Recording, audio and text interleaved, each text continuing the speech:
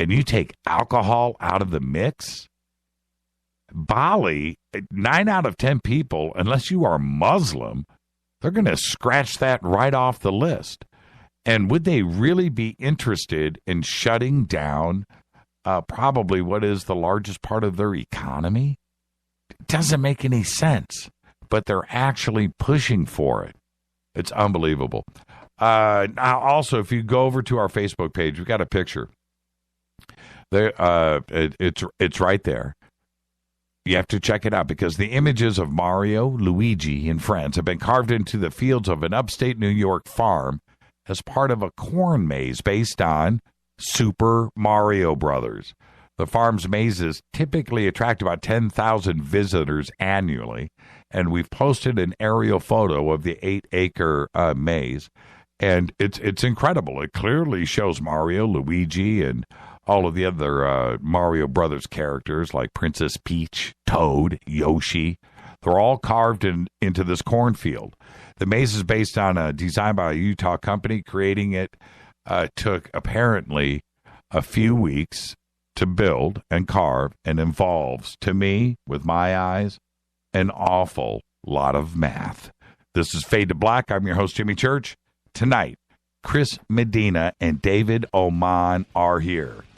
David's family built the house on Cielo Drive next to Roman Polanski's house where the famous Manson murders occurred. They did a reading last week, and tonight we're going to talk about it. I'm your host, Jimmy Church. This is Fade to Black on the Game Changer Network and KGRA, The Planet. Stay with me. I'll be right back.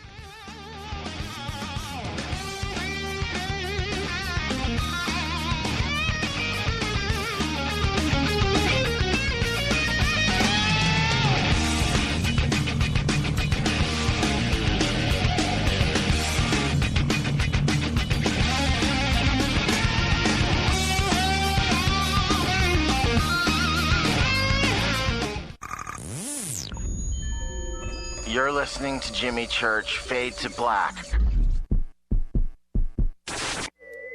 Fade to Black will now pause for alien identification. The station that talks the net. KGRA Radio. What's up, revolutionaries? It's me, Jimmy Church. Do you have an IRS or state tax issue? Well, I did, and I called national tax experts. My problems were fixed, done, fini, and man, I gotta tell you, it was a relief. National Tax Experts are a recognized tax office that services clients in all 50 states. It doesn't matter where you live. Give them a call. I'm telling you, they take the time to understand each and every client's individual financial status as well as their financial goals. And that's exactly what you need, my brother, when you're taking on the evil 3-letter. So, seriously. Give them a call today at 1-877-909-5444. Again, 1-877-909-5444. Or go check out their website, www.nattaxexperts.com. That's NATTAXEXPERTS.com. Tell them Jimmy sent you. Hi, folks. Ronnie here reminding you that June is Health Awareness Month, sponsored by GetTheTea.com. Many of you have heard our tea commercial, maybe visited the website, but haven't committed because, well, you just don't know. Skeptical. We understand. Just to remind you, our tea is not just tea. In fact, very little tea. Life Change Tea is a unique blend of 8 different herbs, removing intruders that attack your health. You brew our tea to make the concentrate, you add water, and put in the fridge. 2 8-ounce glasses a day, and life will be good. Visit us at GetTheTea.com. That's GetTheTea.com. And this month is lots of fun stuff with Health Awareness Month. You could be picked and receive your order absolutely free. You never know. Read the testimonies and try our products. Log on to GetTheTea.com. That's GetTheTea.com. And for great health tips, visit my YouTube channel at Health Matters Now, where you can learn about health tips and how products work on your body. Join me, GetTheTea.com. 9 out of 10 geneticists agree. Fade to Black is not your father's radio show on the Game Changer Radio Network and KGRA, The Planet. Hi, this is Chase Klutsky with Fate Magazine Radio, and you're listening to Jimmy Church and Fade to Black on the Game Changer Network and the KGRA digital broadcast station, where the Fade or Nots rock. Hi, this is Rob Reiner from Anvil, and you're listening to JimmyChurchRadio.com. What's up? I'm Chris. What up? This is Kyle Massey, and you're listening to Jimmy Church Radio.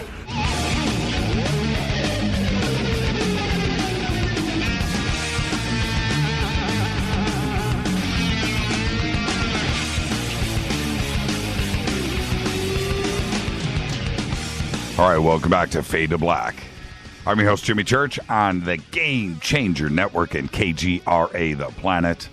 You can follow me on Twitter right now at JChurchRadio. Email is Jimmy@JimmyChurchRadio.com. Just make it good, and maybe the producers will send it in here, and I'll read it. I'm just kidding. I won't read it, but you can write anyway. Jimmy@JimmyChurchRadio.com. Got a very special show tonight. Got Chris Medina and David Oman here, and Chris, one of the good friends of the show. This is, I'm just going to say, I'm going to start here, everybody. I'm very excited about this. But David is a native of Los Angeles, and in 1999, Oman started helping his father build the house on Cielo Drive, just down the drive from the infamous Sharon Tate murders, the Manson murders. After 2 years of living in the house, he wrote a story titled The House at the End of the Drive and turned that into a movie. The house has been featured on Ghost Hunters, Dead Famous Live, Searching for Satan, My Ghost Story, Haunted History, and Paranormal Witness. He has also been featured on Larry King Live, Extra, and TMZ. And in October last year, he was on CBS News right here in Los Angeles. He has done over 100 radio programs, including Coast to Coast and NPR. And, of course, Chris is a natural-born psychic medium with Native American ancestry, Apache, by the way, born and raised right here in Los Angeles. And his earliest memory of having this second sight was when he was about 3 to 4 years of age. And I would like to welcome to Fade to Black, Chris Medina and David Oman. Good evening, gentlemen. Good evening, Jimmy. And, you know, hey, Chris, you just stay patient, young man. Let me talk to David for a second. That's going to be a pressure thought. Right? Oh, man. Considering that Chris has been here as recently as like last week. Yeah, I know. know. I'm sure Chris is chomping at the bit to talk about his experiences there at the house. Yeah, exactly. And Chris is a great friend of the show. And Chris, always good to hear your voice. But I got to go to David first, because David gets the first-time guest disclaimer. Chris, you've already got it, so you don't count, right? It's all yours. David, welcome to the program. This is just you and I and Chris sitting on my couch having a conversation as friends. And where we start, we start. Where we end, but we'll end as friends. Are you ready to go? Absolutely. Let's start this rocket ride. Yeah, you know, and David, this is where I normally start, and this will take Chris down memory lane. I normally start here because, you know, the show that this represents and the guests that I have, we've all had strange childhoods. And, right. and with you, I don't even need to ask that question. Okay, so gee, that's kind of an assumption, don't you? Yeah, exactly. So we're gonna go back. You're right. I'll just let you. As soon as I stop cracking up about it, yeah, you're right. I definitely had a strange childhood, and we're gonna get to that. But I want to move forward a few years to where.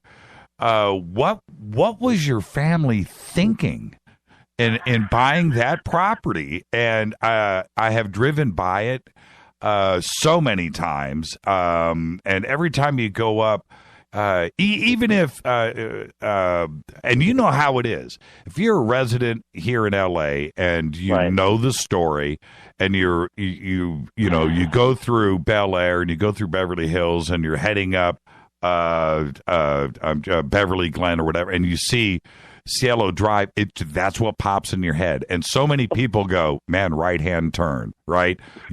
You know, and you got to do it.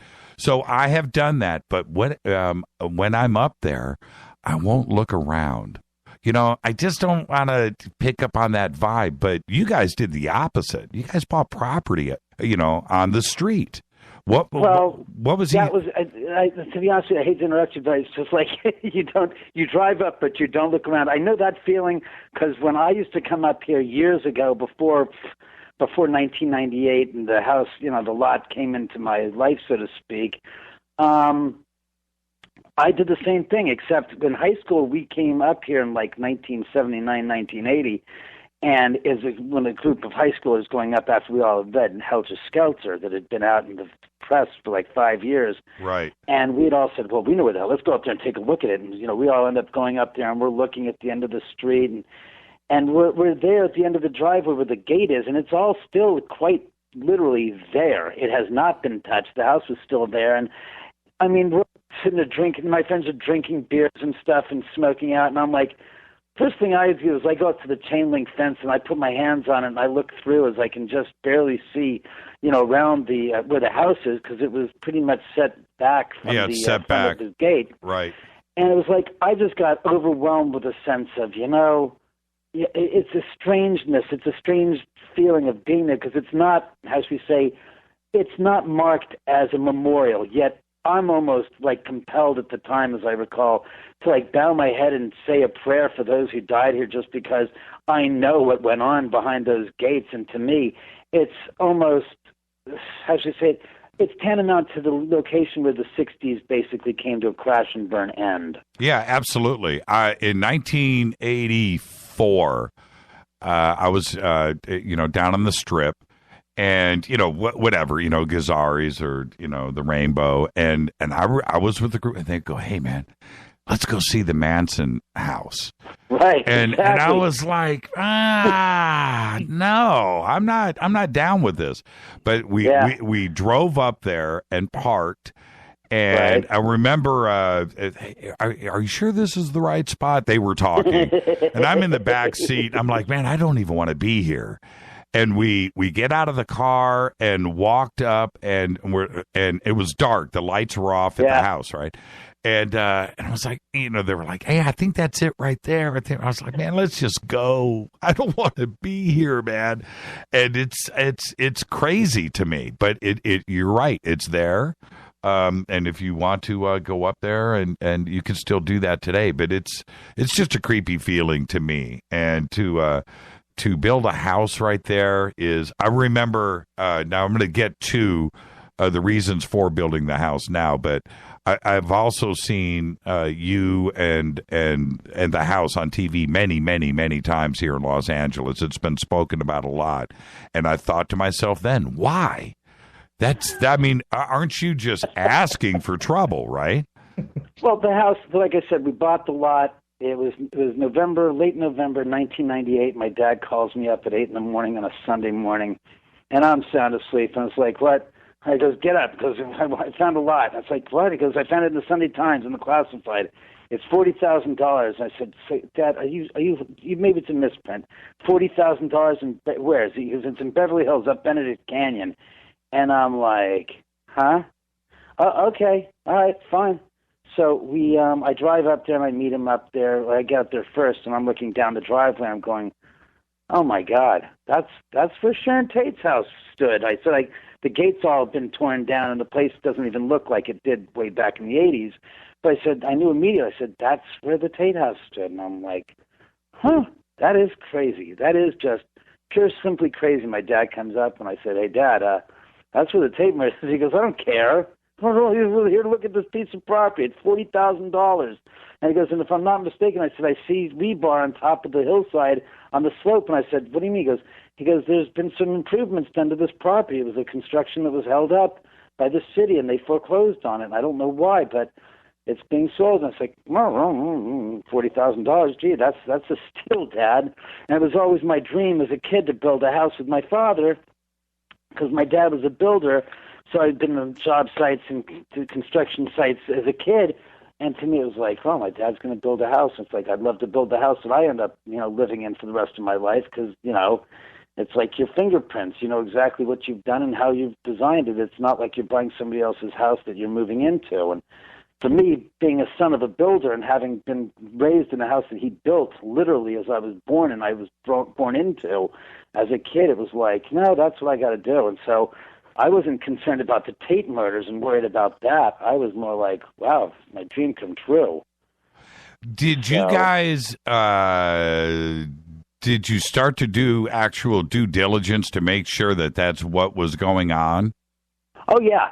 Yeah, the whole problem with the property was that some years earlier that the prior owner had tried to, was doing some work, and the city pulled it up and said that according to the maps, the property sits on a private street, and the street doesn't meet the requirements of the city for the designation of private street, which means that in the city's vocabulary, a private street and a private drive are two separate entities. And legally speaking, the private street has to be 38 feet wide at a turnaround for emergency vehicles like fire trucks to be able to turn around. Oh, we're losing you, David. Hold on one quick sec. Oh, man. Okay, Chris, while we're waiting for David, he's telling somebody to go fly a kite, and not so many words. Chris? Yes. Okay. How did you? Is it my turn? Is it my turn? Yeah. How did you find David? Jay found David. Oh. Jay, okay. Yeah. Jay and David met about a couple weeks back and got in touch with each other and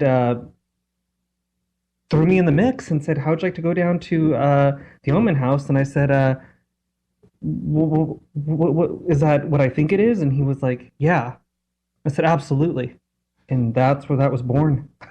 And as you, sorry. Okay. So they're saying, excuse me, that was somebody that's friends with Lita Ford. He wants to bring Lita Ford up to the house right now. I was like, give me a couple of hours. I'm on a radio show. We'll see if we can set this up. Oh, tell her I said hi. We're old friends. Old friends. I'll definitely say that. I'll definitely pass that on to her. But the idea was, so when he found out that the house, that the city had found out that it was a private street, and the street was only 20 feet wide, it could not support the logistics of a private street. So when they did the inspection, they said, this is not possible. You can't get a permit to build up here, and they stopped the construction. As it turned out, somewhere in in the stupidity or the craziness of the city, somebody had transposed one of the earlier maps where it said private drive and changed it to private street. Right. And what turned out to be was a simple clerical error nobody paid attention to, except when the when the maps were brought up from 1984, and they found out that the thing was the permits were issued for a private street, and the street had to be basically bulldozed wider open and built and this, and the city wasn't prepared to do that. They basically said, no, you can't have your construction permit. It's going to be null and void, and that's what happened. So fast forward to 1998, 99, my father did the research and the due diligence and found out the reason why is he says in 1970 it was originally designated as a private drive. He says a private street has to be 38 feet wide. The city maintains the road and paves it. They also provide the utilities, the sewer lines, all up to the house, the property vis-a-vis the connection at the main street. And he says, and it has to be 38 feet wide. He goes, a private drive is the exact opposite. It doesn't have to be 38 feet wide. It gets to be maintained by the homeowners. The homeowners are responsible for making all the connections from the utilities on the main street down below and all the sewer lines. And it's basically doesn't have any of the restrictions. So he basically went in, found the difference, and he pointed it out to them. They cleared up the clerical error, and we were given our permit to build the house. Now, and 3 years. Well, clear up one Sure. thing for me, David, that I've misunderstood over the years. Is the house built on top of the prop? No, it's next. It's adjacent. It's about each one of the lots up here, 48 feet wide. and my house is the fourth house from where Sharon's house stood. Right. So we're about 150 feet down the driveway from Sharon's house. Yeah, that's what I remember. Okay. Right. So, and also when it's not built on where she died. No, it is nothing.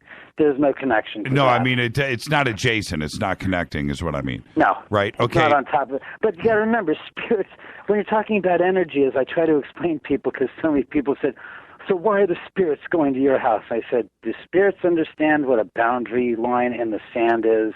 Well, No. don't all of the neighbors up there have issues? Well, to be honest with you, I can't say that legally speaking, and for personal purposes, I don't know of any of their experiences because nobody's ever told me of their experiences in their house of my neighbors directly next to me up here. To be honest with you. I saw a news thing a few years ago, and my memory says they talked to the people, all through there, and asked them the same questions. Yes, strange stuff goes on. I've never seen that news report. That's funny. That's very interesting, but I've never known that. When did you? Okay, so now there's also the other. I want to get through some of the logistics of this. There's those weird laws in Beverly Hills about you have to build a house on the exact footprint of the previous house. You can tear it down, but it has to be. So you didn't have to do that? That's not true. Okay. I've never heard of that, because if that was the case, there wouldn't be half the mansions that are out there being torn down and built. That's right. I've often thought about that. It that's doesn't not make true. any sense. That's not as far as I know, the city of Beverly Hills doesn't have that. And this house actually sits in the city of Los Angeles, and we didn't have any property. It was basically vacant land, so whatever we built had to be, within the parameters of the CC&Rs for the city. But there was no parameters as far as, how far you can build. There was restrictions, of course, but we applied and got our permits to give the easements for those. But and how big? Well, and that's my next question then. How big is the house? Describe it to me. It's a 3-story house on a slope. So the top floor is on your street level, and then you have a staircase in the middle that basically gives you to the second floor and then to the third floor. And it's about 4,200 square feet. How many bedrooms? Let's see. There's 4 bedrooms, and one of the bedrooms has been converted to an office. So you've got one of those typical beautiful California houses in the canyon hanging off the side of a cliff.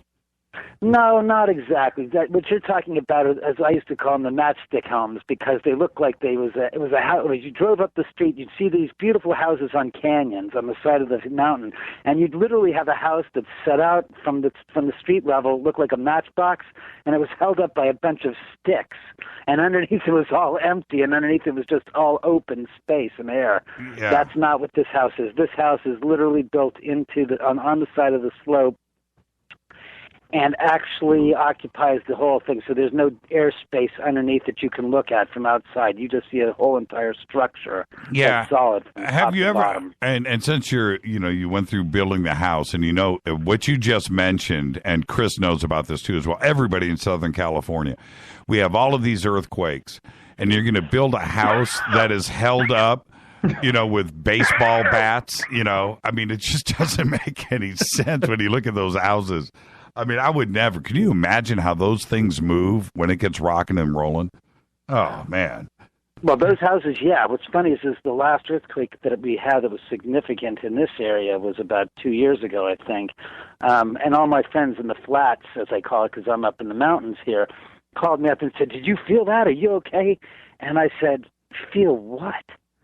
I didn't feel anything, because the house is literally sitting on 13 3-foot diameter piles that are basically embedded into the solid rock, and that's what it sits on. So earthquakes affect homes because they're on soft soil. If you're into a mountain, into the solid rock, there's very little movement that occurs in the solid rock, and if it does, it's still pretty well dampered. Yeah, I keep telling yourself that, David. All right. Believe me, I've lived through all the earthquakes that I can remember since 72, and I've never seen anything this house has gone through. I was like, going, gee, it's an earthquake? What earthquake? I didn't feel a damn thing. And they're like, no, it shook the whole house. I'm like, what I want the audience to know. Yeah, I want the audience to know what David and I and Chris are talking about right here is the common conversation we have between homeowners about our property here and what it sits on right after an earthquake. Well, I sit on a rock. I sit on granite. Well, I don't. And so we're just having this is a typical Southern California conversation right now.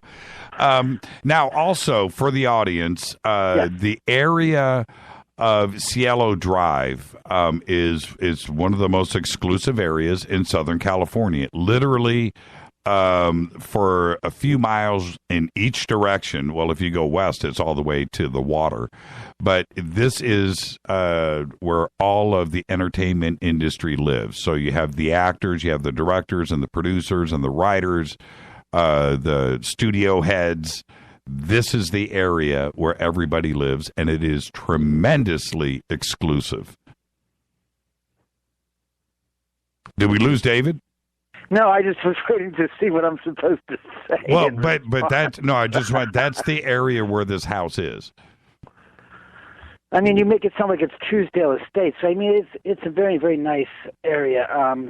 One of my very, very good friends and neighbors, Richard Anderson from the $6 Million Man, actually just retired and just moved out of his old digs that was literally right below me, where I'm looking down at his house right now, his rooftop. But yeah, there's quite a few people. I was going to say much more exclusive in the 1920s, as a matter of fact, because Rudolph Valentino built his property, Falcon Lair, which was literally across the canyon from me, about 400 feet, maybe 500 feet across from me right now, where I'm looking at where it stood. So, yeah, and Dr. Phil, as a matter of fact, is another neighbor who I'm looking over to the left of Valentino's house, and I'm looking up at Dr. Phil's house. Hey, Doc, how are you doing? Send my best to Oprah.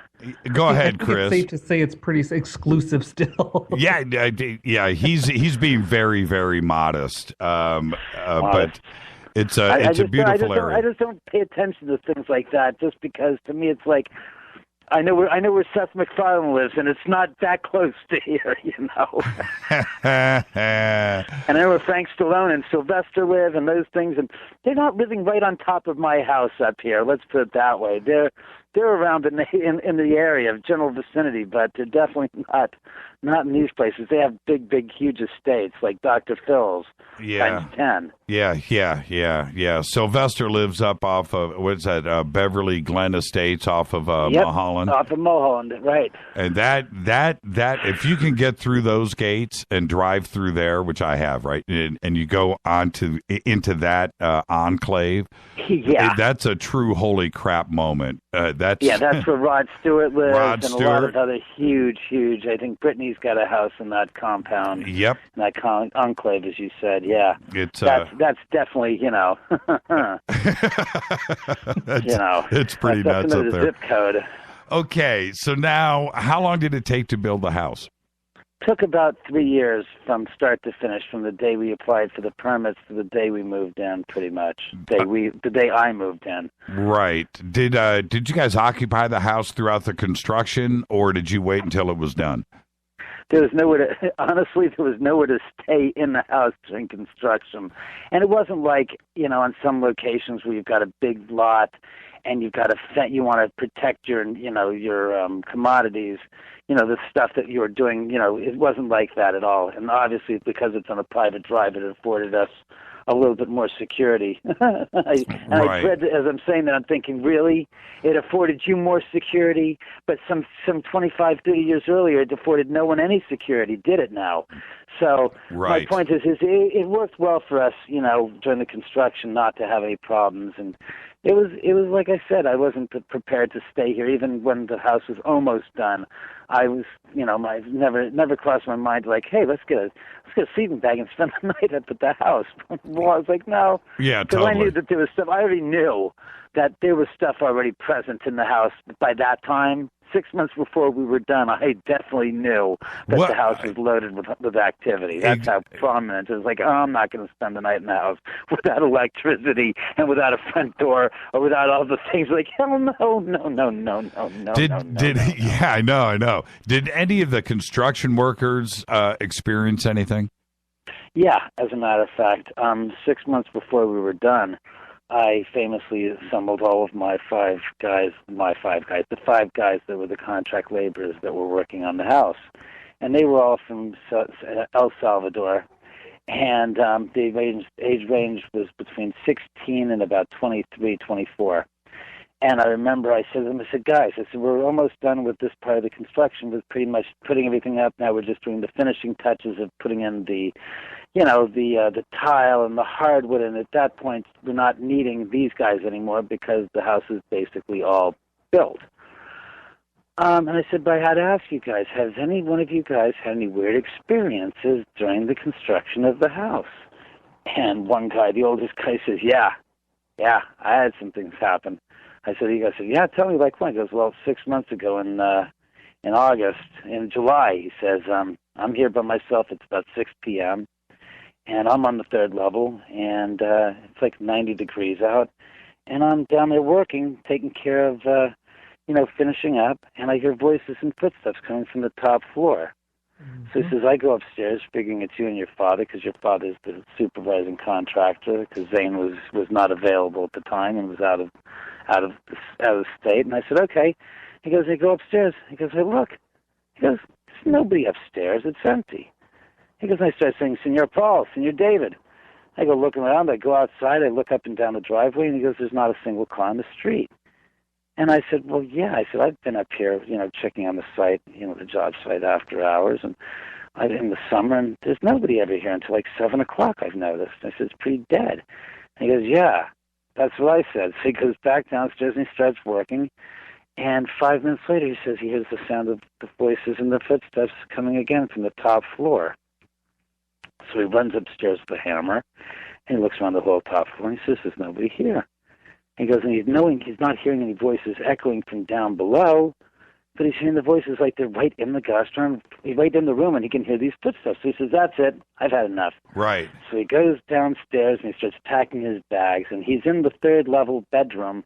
That's now the third-level bedroom, and at the time, it was literally, at the time, there was a doorway going from the third-level theater room now into the guest bedroom, and there's no door, and at the bottom of the stairwell, it was all open. It was just an open, say about 12-foot by 10-foot opening. Well, let me stop you. Let me stop you right there, David. We got to hit a network break, so let's do that, and we will pick up right there when we come back. Our guest tonight, David Oman, Chris Medina. This is Fade to Black, and we're talking about the house that David's father built on Cielo Drive down the street from the Roman Polanski house, famous for the Manson Murders. And they did a reading last week with Chris Medina, and we're going to cover all of that tonight on Fade to Black. I'm your host, Jimmy Church. I'll be right back.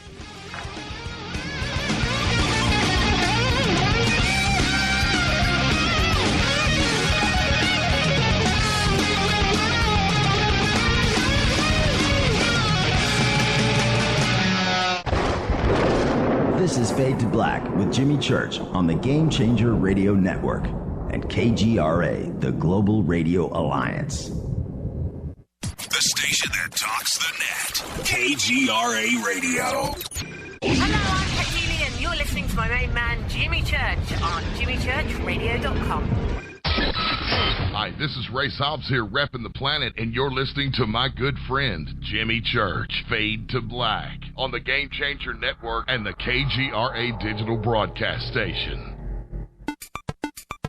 Fade or not, things are never what they seem. For the past century, forbidden subjects such as UFOs, backward engineering, human abductions, secret space programs, underground bases, suppressed free energy devices, and other fantastic notions have tested the human mind, forcing it to decipher fact from fiction.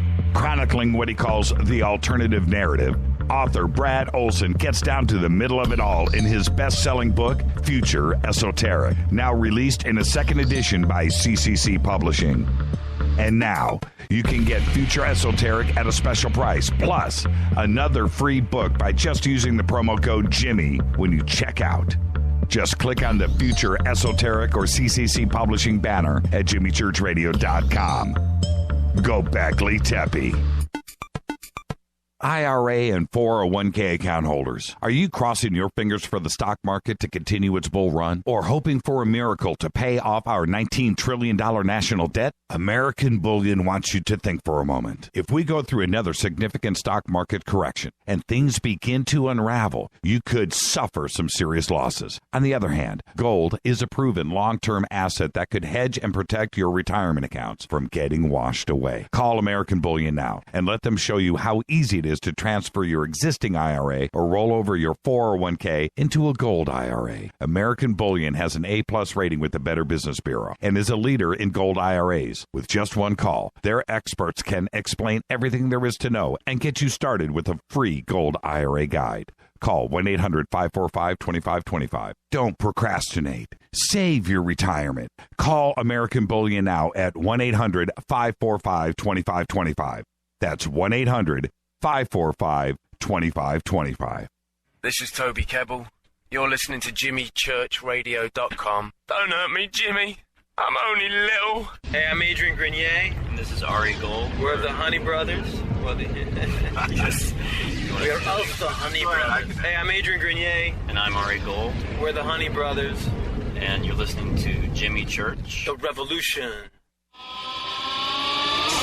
What's up, Fadernauts?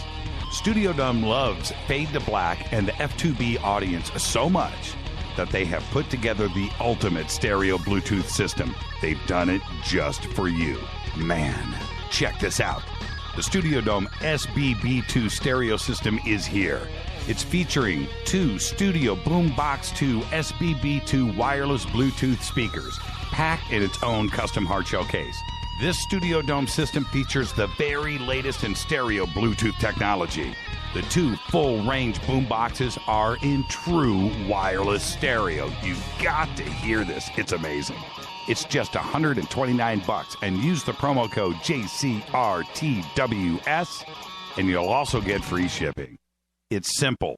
Just go to jimmychurchradio.com, click on the Studio Dome banner. Go back, Lee Tepe. This is Micah Hanks of the Gralien Report, and you're listening to Jimmy Church on Fade to Black, across the globe on the Game Changer Radio Network and the one and only KGRA Radio, The Planet.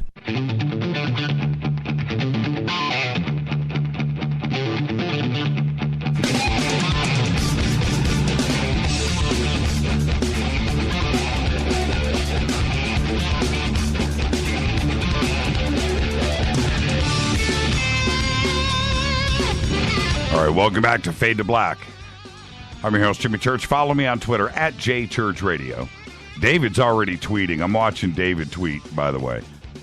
Our guest tonight, Chris Medina, David Oman, and David's family built a house down the street from Roman Polanski's house, the site of the famous Manson Murders, Sharon Tate, and 4 others.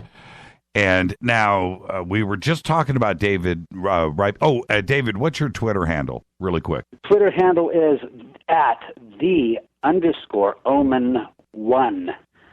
And it's Oman, O-M-A-N, everybody. O-M-A-N and just the number 1. It'd be really weird if it was O-M-E-N, but that's another story. And heard that too many times as a kid. Yeah, I you know. have these 6s carved into the back of your head. You have a little arm. Exactly. I was like, yeah, if I do, be careful, you little bastard. I'm going to tweak your little nightmare. You watch. I'm possessed. You know, it's amazing. Somebody named Z Baggins claims that I'm possessed, and I share my body with spirits.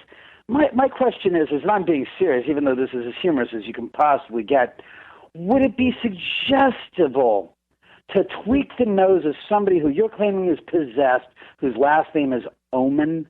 Regardless of O-M-E-N, A-N is still a pretty important thing because there's such things as good omens and bad omens, and that's O-M-A-N.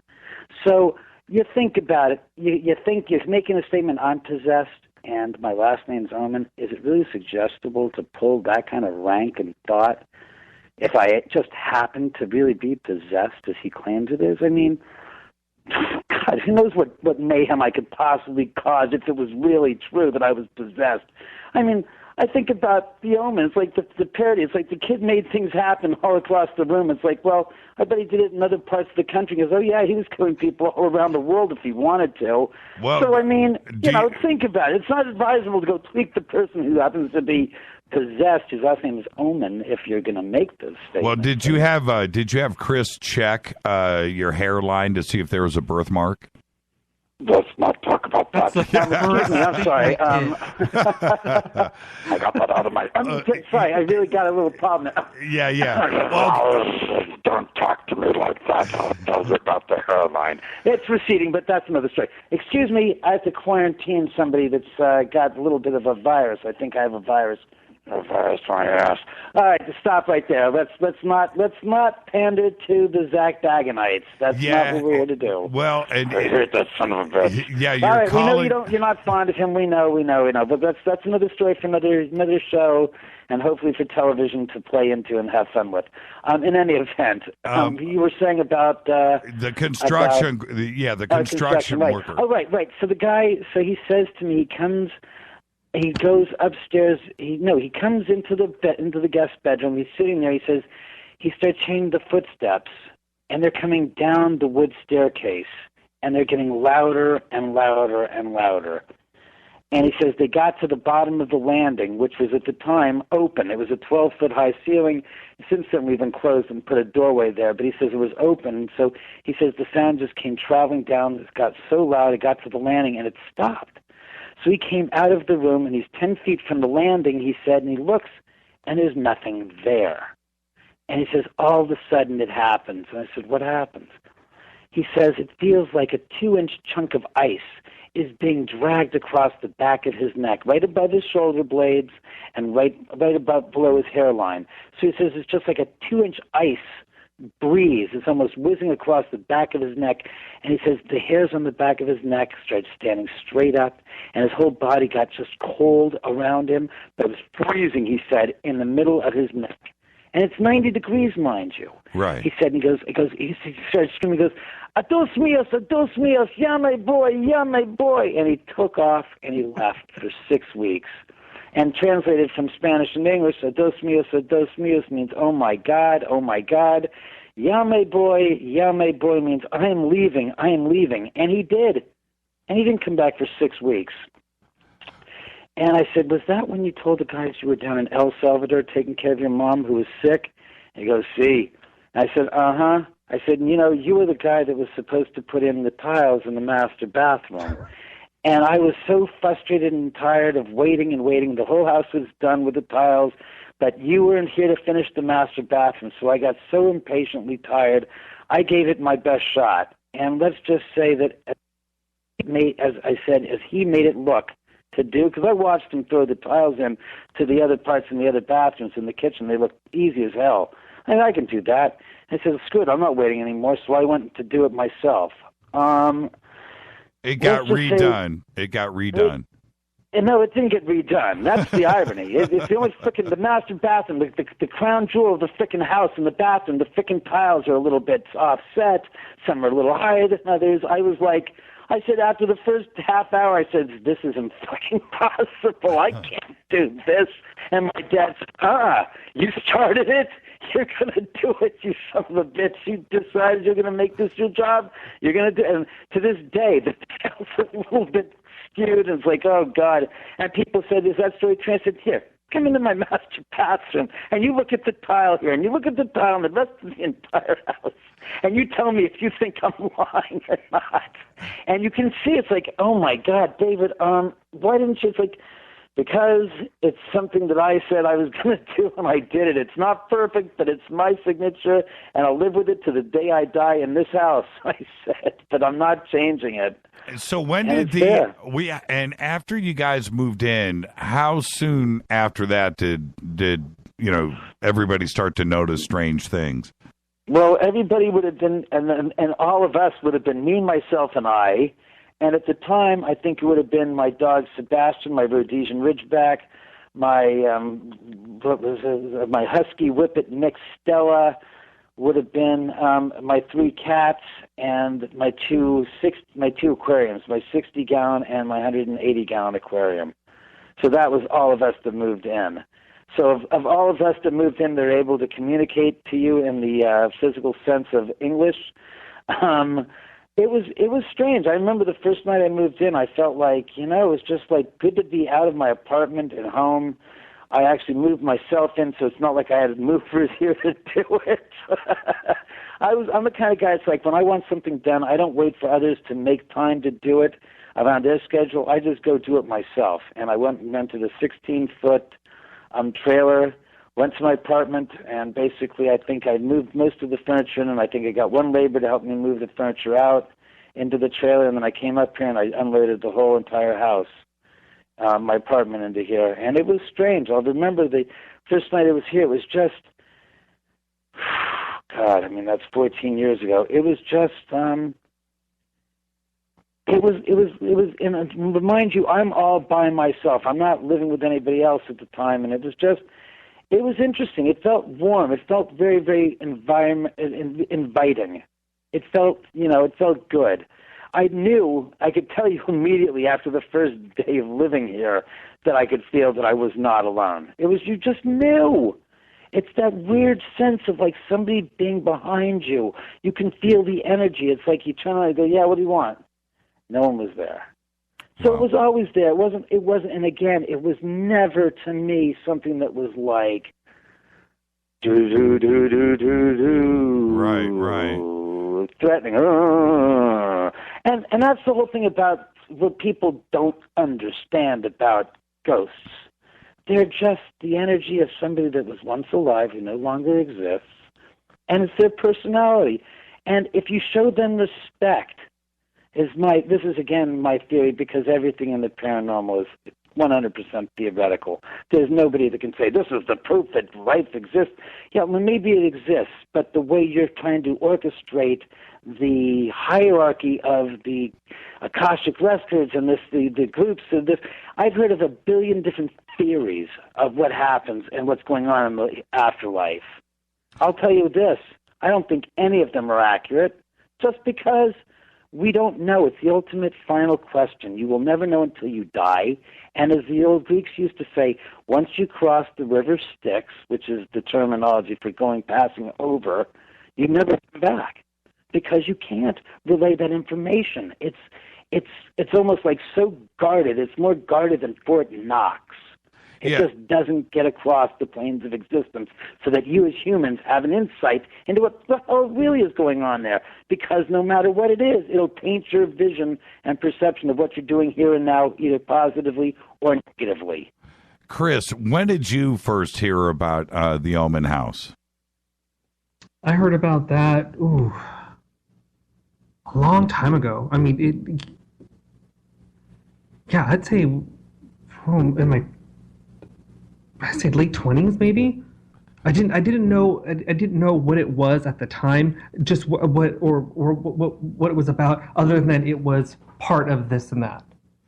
And how did you had mentioned earlier that Jay and David had been introduced first, and then you agreed to go up to the house. When you arrived there, I mean, you've got the senses of doom, right? So what did you feel as you pulled up? Not when you walked into the house, but what did the street feel like? Driving up is different. There's definitely memory there. We pulled up and we found the house, and I was like, okay, what are we going to do? Should I walk up? Because I knew the house was different. The Oman house was different from the actual location of where the murders were at. And we rung the doorbell, and David answered the door and came out and he said, why don't you take a walk around, and I'll come back in about a couple minutes and let me know what you get. It's walking up to that gate. That's I'm not gonna lie, it's kind of creepy, and I immediately got sick. I started gagging. It's just the energy's different there. The house is completely different. The energy there because of where the location at, the memory there, the trauma that happened there, that's strong. You could feel it. It wasn't. It's the feeling that's freaky. It's not the actual. I don't know if this is going to make sense. The actual location. It's the memory that took place there that I felt. And then walking into David's house, there's the energy is just completely different there. How is it different from other homes that you have gone to before, which you've done a lot?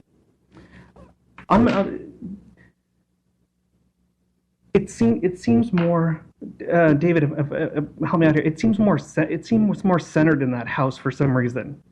There's a lot of passerbys. There's a lot of activity going on. I mean, shit was falling over the whole time we were there.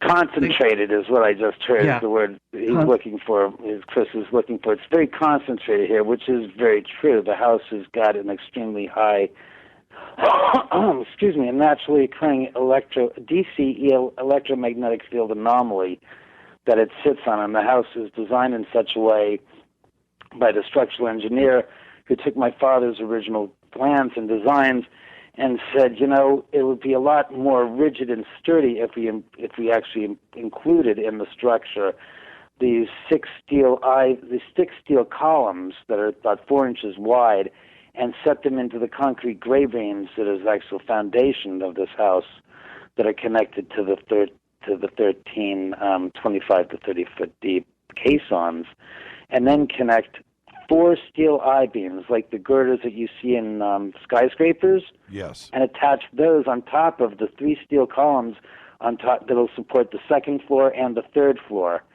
And inadvertently, by doing that, what they've done is that because the house sits on this geomagnetic anomaly with this DC electromagnetic field surging, it's being radiating through the caissons, through the 6 steel columns, through the 4 steel I-beams, and creating almost like a Ferris cage. Because there's just an incredible amount of magnetic energy, so much so that there's a 10-inch crescent wrench on the bar in the 3rd level that I made myself, and it's literally out of an old antique display cabinet. And on top of we put in, we installed some inch and a half thick piece of hardwood to build the bar top, and the bar top is then laminated with some acrylic, whatever. There's no electrical implements built into that whatsoever. After leaving that 10-inch crescent wrench on top of the bar, I went down there with one of my usual Boy Scout field compasses, and when I got near, within about a half a foot, 6 inches of the crescent wrench, the compass behaved absolutely quizzically, meaning that as I got towards the head of the crescent wrench, the compass would deflect to saying that's true north. As I then decided to say, wait a second, let me say something, I put it towards the rear end of the butt end of the crescent wrench, it would say that was south. And so, wait a second. Let me jump in here for a second, because Chris said that. Did you mean that literally, Chris, when you said stuff was just falling all over the place? What did you mean by that? Yeah, we would be. Yeah, sorry. We after I was done reading the house, I walk in, and again, the house is unreal.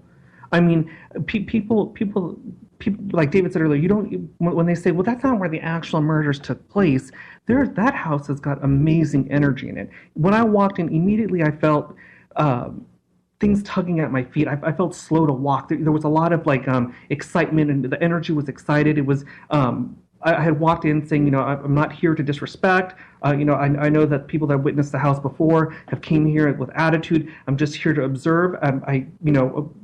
May I come in? And I kind of went with it. So I didn't walk in there with thinking that I'm going to see something horrible.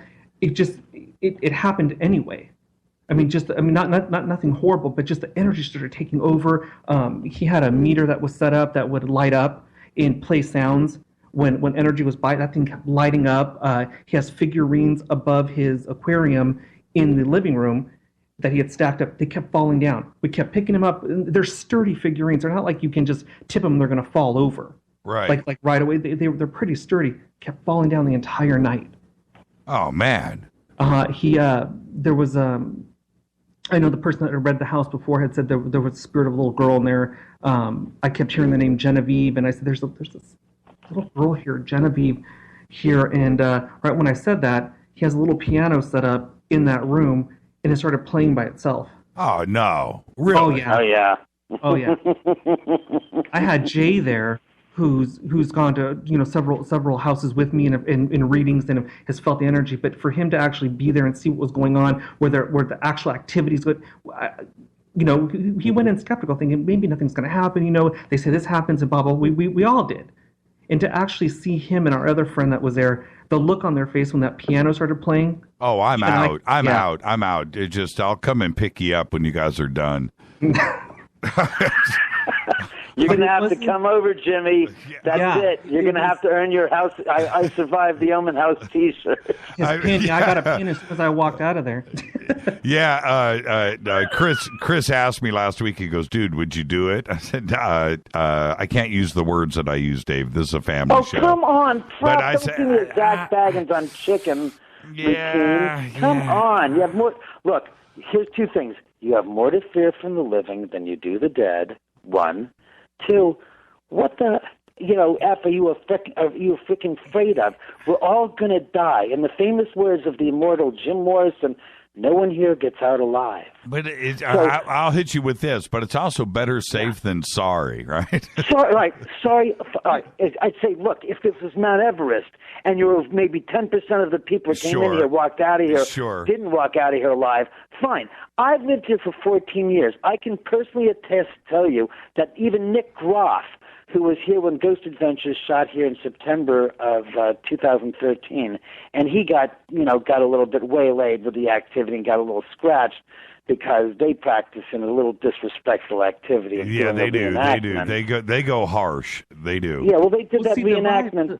The vibe in the house there, the vibe that's in that house. I mean, It's got almost like it's got David lives in that house. He's created that vibe in there, and they're familiar with his energy. So if you're walking in there and you're going to be crappy, you're going to be rude, I can totally see it taking a turn for worse because they were more welcoming. And when I say there's a lot of energy there.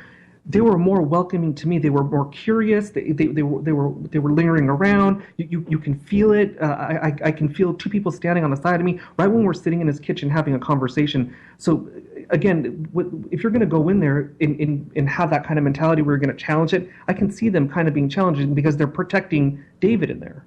Yeah, and I can tell that David is a cool guy. And the Ghost Adventures crew, I mean, their whole MO is to instigate and be negative.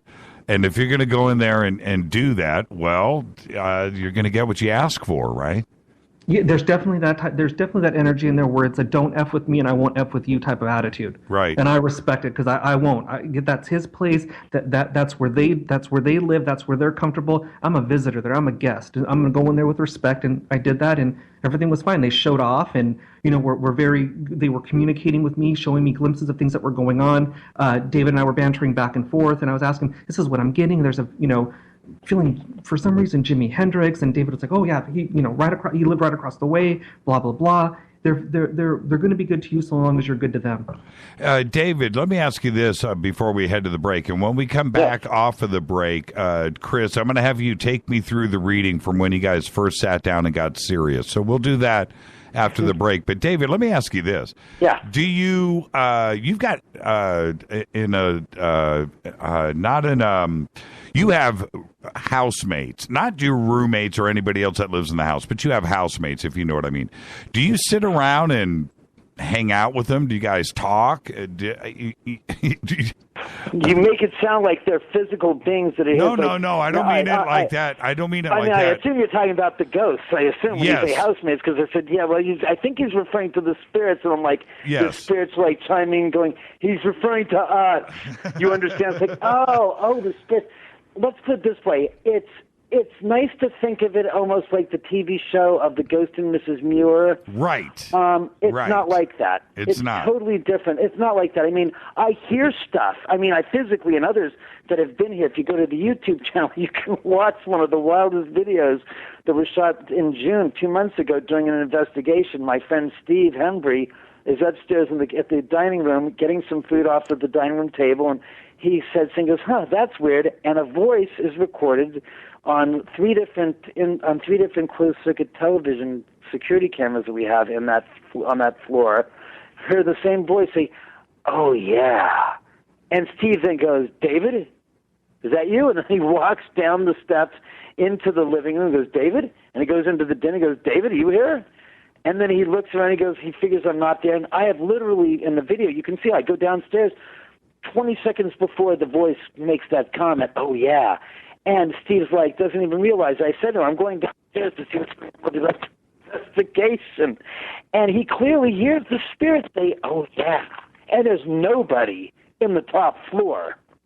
Wow. So I mean, that's the kind of stuff that happens here with me. I mean, I hear, when I'm like in conversation with you, I'll hear voices chiming in if they want to. I mean, I can say whatever I want. It's not like I'm going to get a response from them, but they hear me. It's like eavesdropping, and it's like a subtle like commentary will float in, and I'll hear a voice and saying, I heard that. Or I'll see something. I'll be on the phone and I'll be like doing some painting or doing something around the house, and it's like I'll see something out the corner of my eye, and I said, I saw you. But the hearing the stuff, when I'm talking to somebody specifically about them, oh God, they chime in like a gosh darn chatter monkey. Right. It's like I'm sitting there talking to somebody, we're talking about this, about the house, and then they'll be like, you'll hear something in the background, and somebody says, what was that? I heard something. It's like, yeah, that's the spirits. And the people are going, you're serious, it's not the TV. I go, no, that's just the spirits raising their frickin' voices, interrupting, and people say, you're serious? It's like, you heard it. You said to me you heard it. I didn't say to you, did you hear that? You said, well, who's that in the background? I said, no one. I said, what do you mean, no? I said, what do you mean? There's no TV on. There's no radio on. I'm doing a radio show with you. What are you talking about? Well, do you have names for the spirits? Are you on a first-name basis? Okay. Do they have specific characters? Do you know who is... No. I mean, it's people, think that it's so easy to assign what happens. And it's like the figurines, like Chris was mentioning, on top of the aquarium. I have these Beetlejuice figurines that I've had for 15 years. And, the first year I moved in here, we put them up for Halloween, and nothing happened. And I took them down a couple months later. And then, it's about 8 years ago, the day that I took my cat, 18-year-old cat, to the vet, Tess, we came home at 3 o'clock, or about 10 to 3, and I went into the kitchen. I was really miserable because the vet had said, look, the x-ray shows that her lungs are completely obliterated, and I'm going to have to bring her in for when she's having difficulty breathing, because we'll have to put her down. And it literally, at 3 o'clock, I'm in the kitchen, I hear a bang. And this is in March of 2008. And I hear a bang, and I go, what the hell was that? So I go into the den from the dining room, and I look on the aquarium, and one of the big Beetlejuice figurine is knocked down from the aquarium. He's on the ground. Wow. And I'm like, what the hell is this? And I said, and something inside of me said, pay attention. It's like I heard a voice say, pay attention. So I said, okay, I'll make a mental note of this. 3 o'clock. Well, the figurine gets knocked over. Let's do that we'll finish that right after the break. I got to take a hard network break right here. This is Fade to Black. I'm your host, Jimmy Church. Tonight, David Oman and Chris Medina are here. We're talking about the infamous Sharon Tate murders at the Manson house, at the Polanski house, where David's family built a house down the street. We'll be right back.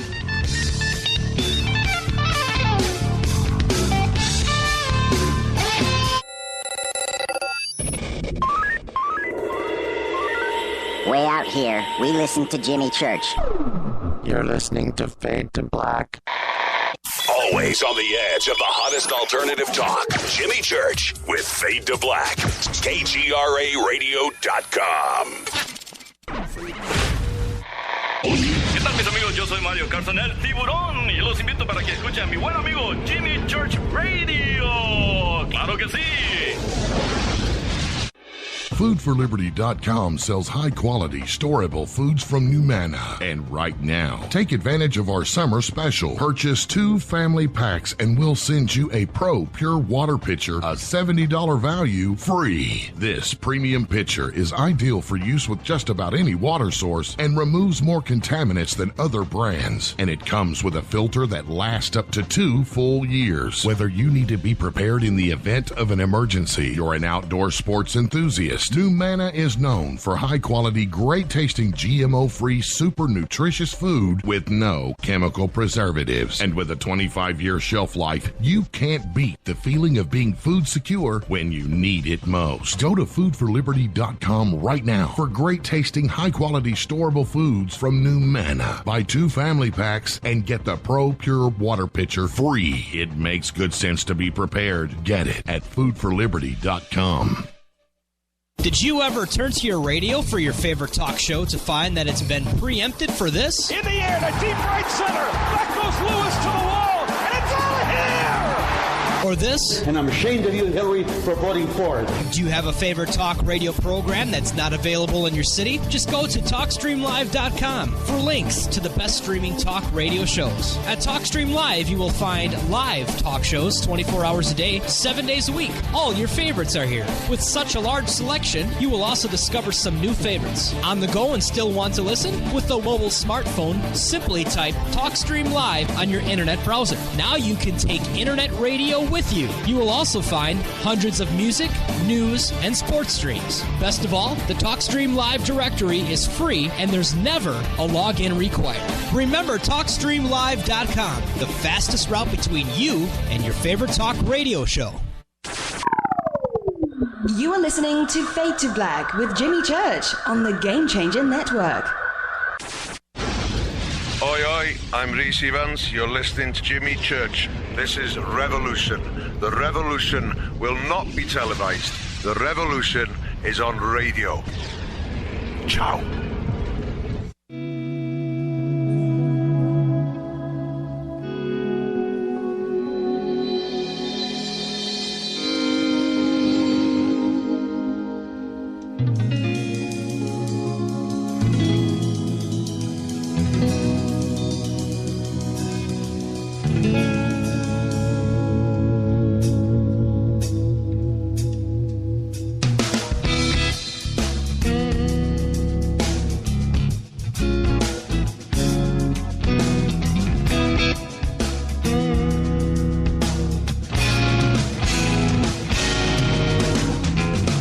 Welcome back to Fade to Black. I'm your host, Jimmy Church. You can follow me on Twitter at JChurchRadio.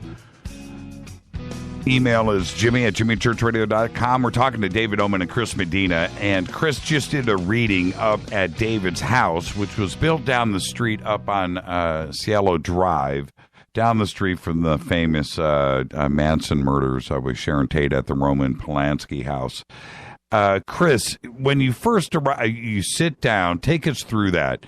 You sit down and you're ready to take off with this. What happens? Well, I wish it was that easy. I walk in and immediately. Yeah, I walk in and immediately. I'm like, there's stuff grabbing at my feet right now, and he was like, "What do you mean?" I said, "I feel like there's either whether it was a small dog or cats, or it seemed like a lot of it." Around my feet, I could feel like the pressure of it. I said, "They're around my feet." He said, "Okay, yeah." And he's like, "What else?" And we start talking, and I kind of wanted to get a sense of him first to see what was going on and hear his voice and hear him talk. During the whole time he's talking, that meter that he has there is lighting up, and I could feel stuff. I'm looking around. I can actually see orbs in the house. I could hear them. I could hear stuff coming through, and I'm asking him. There's something we talked about Sharon Tate, and I said I'm getting the sense of comfortable, of them being comfortable here and blah blah blah. And he said, that Sharon comes to visit him all the time. That during the whole time we're talking, that thing is beeping off and on again, and then I'm getting visions of like social.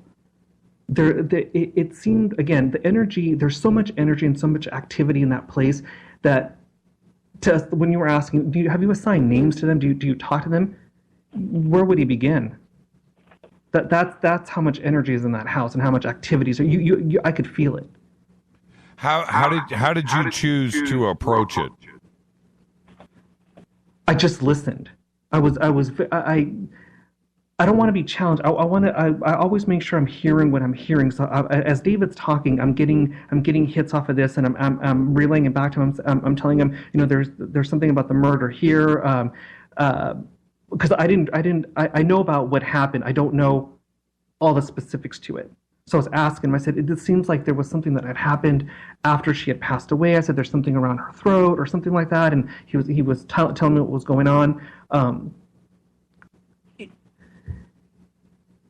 Again, during this whole time, I'm saying I'm listening. In my mind, it's difficult to describe. In my mind's eye, I'm hearing what's going on at the same time, talking to them, and I'm letting them know I can hear you. Yes, you can tell me whatever. They were just active. I mean, they were welcoming. And what were they? I'm getting an echo in the background. Is there a speaker on? Not me. Okay. All right. Well, it just chilled, so one of you turned it off, but that's okay.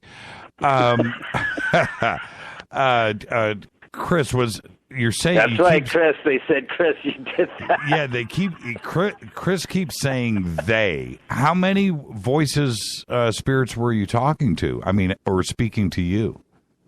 There was a bunch of them. Not only were they speaking, but their memory or their presence was there.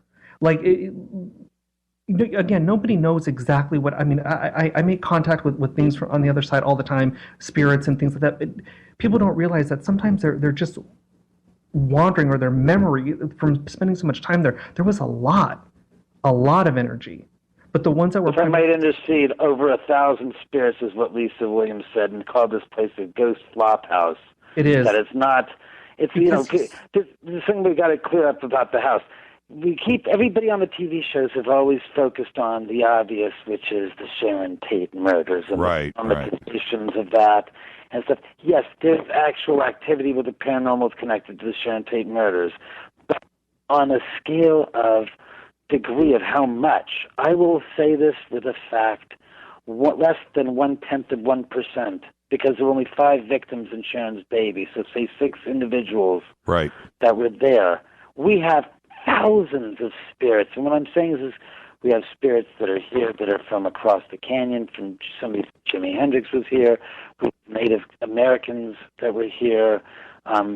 We also have people like Rudolph Valentino and all these other different spirits that have nothing to do with Sharon Tate whatsoever. Yeah. And they just have migrated here.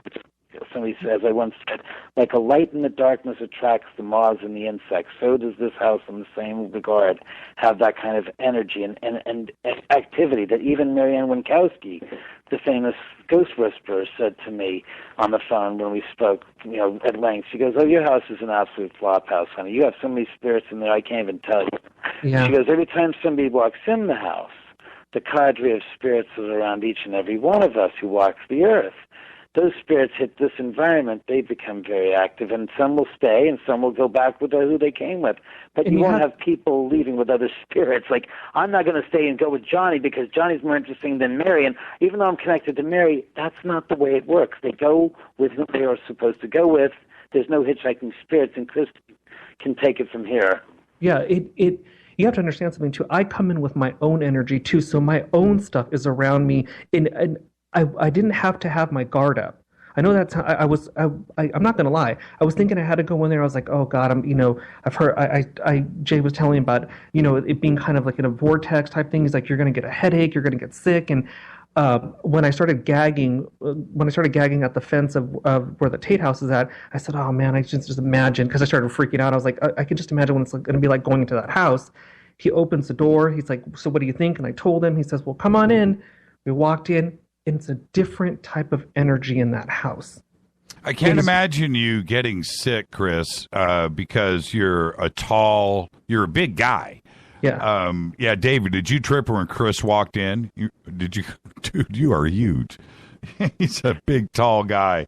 And I can't imagine you getting intimidated over by the Polanski pad, but you were. It wasn't intimidation. It was just this feeling of like, like if I had showed up on the scene after the murders had happened, it would be that same feeling like, oh what just happened? And then I can picture myself falling to my knees and like just being sick because of it's the memory, for lack of a better word, it's the memory there that lingers there, that I would say haunts that. And you said something very interesting, because David said, that it was a spirit flop house. That's very interesting. You said it was almost social. Is that what's going on here? Are they just hanging out at the Oman house? Yeah, that vibe. Yes. I mean, even the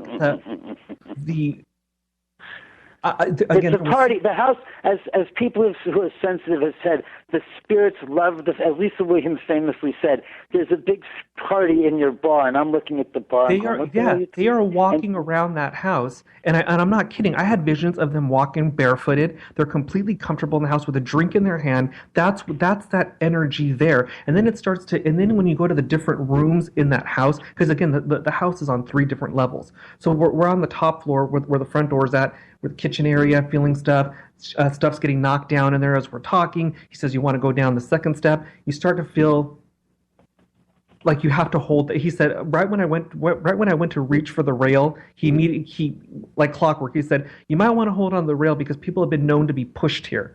I said, oh yeah. I said, I was told to hold on to the rail, but I didn't feel any push. The second floor is a whole different energy. That's where I think, isn't the second floor where is it the third or second floor with the room where the little girl was at? Third. The third floor, yeah. The second floor is not as intense. The first and second floor to me is not as intense as the third floor. And you mentioned Genevieve. Mm-hmm. Okay, who was she? And David, have you heard that name before? Well, the name that has been ascribed to the little girl is Gwendolyn, that we know. But Genevieve, Gwendolyn are very, very similar in the same type of vein of that Victorian era type of a name. Again, as I've said before, it's all theory. So one person could say Genevieve and somebody else could interpret it as Gwendolyn. To me, it's one, and the sixth one half does the other. The fact that he picked up the little girl and then the key for it quickly, Secondly, there could be a second spirit there of another little girl. It doesn't have to be. There's not some kind of a quota or a disquota for this house as far as spirits. So you could have possibly Genevieve and Gwendolyn, and the 2 little girl spirits are running around here because we've done when we've had Jimmy Oster, who's, as I realize it, he's been here several times, and when he's done his reports for JoeBlow.com or ArrowOnTheHead.com, when he shot video interviews here with me and other people, he's recorded the sounds of other people's voices in the background when it's just been myself, him, and his cameraman. We've got it on my YouTube channel. He's got one from last September where he's got this little girl voice, which at the time there was no little girl here. It was 1 a.m. after the Poltergeist DVD Blu-ray release party, and he's commenting, saying, "I've been here many times, and I've had some strange things happen to me here." And a little girl's voice, almost on cue, says, "Here's one." And I said, when I heard that, I said, "Who the hell's little girl?" I said, "We don't have a little girl." I said, "Yeah, but she's there, clear as a bell." And these are EVPs without Frank's boxes, without scanning devices, which I'm not a fan of. I'm not fans of Frank's boxes, the Ovulus, the Spirit box, the Talking box, whatever you want to call it. I don't believe in them. I'm sorry. Well, I just don't. And let's go back to Genevieve. Did you communicate with her? Who was she, Chris? She was a little girl. There's so much energy there. They're excited to talk, and so she was telling me about. I kept hearing poltergeist, and I kept seeing I think what they were trying to remind me of was the movie, and they kept showing me. Remember the little lady that was on Poltergeist, the little psychic lady? Yeah, she used to live across the street from me. I used to talk to her every day. The actress. I said, has she? I go, no. He's like, no, she's never been here. Never, never, never. Blah blah blah. I said, okay. And we walk into that room, and I said, we talked about how active that room was, and come to find out, they had converted that room into a little girl's bedroom was that for the Poltergeist release, David? Yeah. Yeah. That was the room that they'd converted into the little girl's room in the movie. It was uncanny. I mean, I walked in there and said, this is not my house. Who the hell, what is this? What is this possibly? Yeah. It was strange, and I said, the little girl was going ecstatic. I said, Gwendolyn, remember, this is not my doing. It's going to be torn down tomorrow morning. Do not have a shit-fitting meltdown when it's not here tomorrow. Enjoy it while it's here, but don't blame me when it's gone. Don't get upset, because I know you're going to have a tantrum and be upset at me, and it's not my doing. I have to explain this to you, Gwendolyn. It's just somebody's renting the house tonight, and that's why I treat the spirits.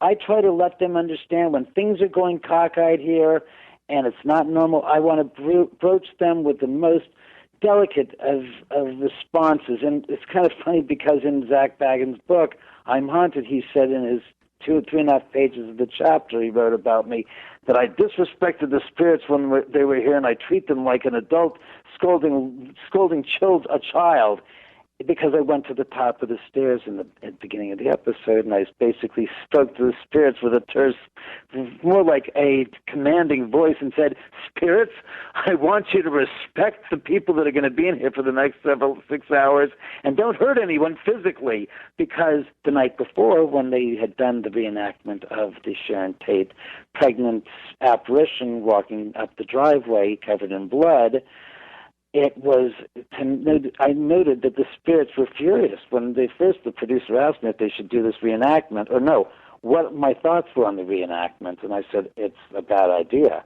I said, I don't believe in the story. I think it's a lie. I think it's a crock. I think it's dramatic. I think it's just for exploitation purposes, and I wouldn't suggest doing it, because above all and beyond everything I've just said, the spirits are going to be so god-awful, furious, and pissed off at you, I cannot control what's going to happen. I cannot control to what lengths they are going to do what they're going to do. But I can tell you, I'm just feeling bad and scared for you, because ever since you were doing that reenactment, I kept on hearing, we're going to get them, we're going to get them, we're going to get them, but good, this is an insult, how dare they? And sure enough, their lockdown lasted for 3 hours. They were delayed an hour and started at 10 o'clock instead of 9. They blew out of here at 1 o'clock in the morning.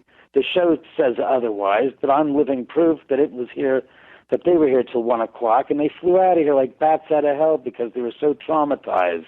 And then were sick for 3 days and 3 nights after they left here. They were literally sick, physically ill. But again, you disrespect somebody to such a degree, you're going to get slapped, spanked, and kicked in the nuts as far as I'm concerned. And there's nothing that anyone can protect you. And the joke is when I went back on for the Aftershocks episode, he sat there and he said it on camera. You can watch that episode. He said he wouldn't go back unless Barry Taft went back with him. And looking back upon that, I'm laughing because it was a hatchet job attack on me, and he made me out to look like I'm possessed and this and this.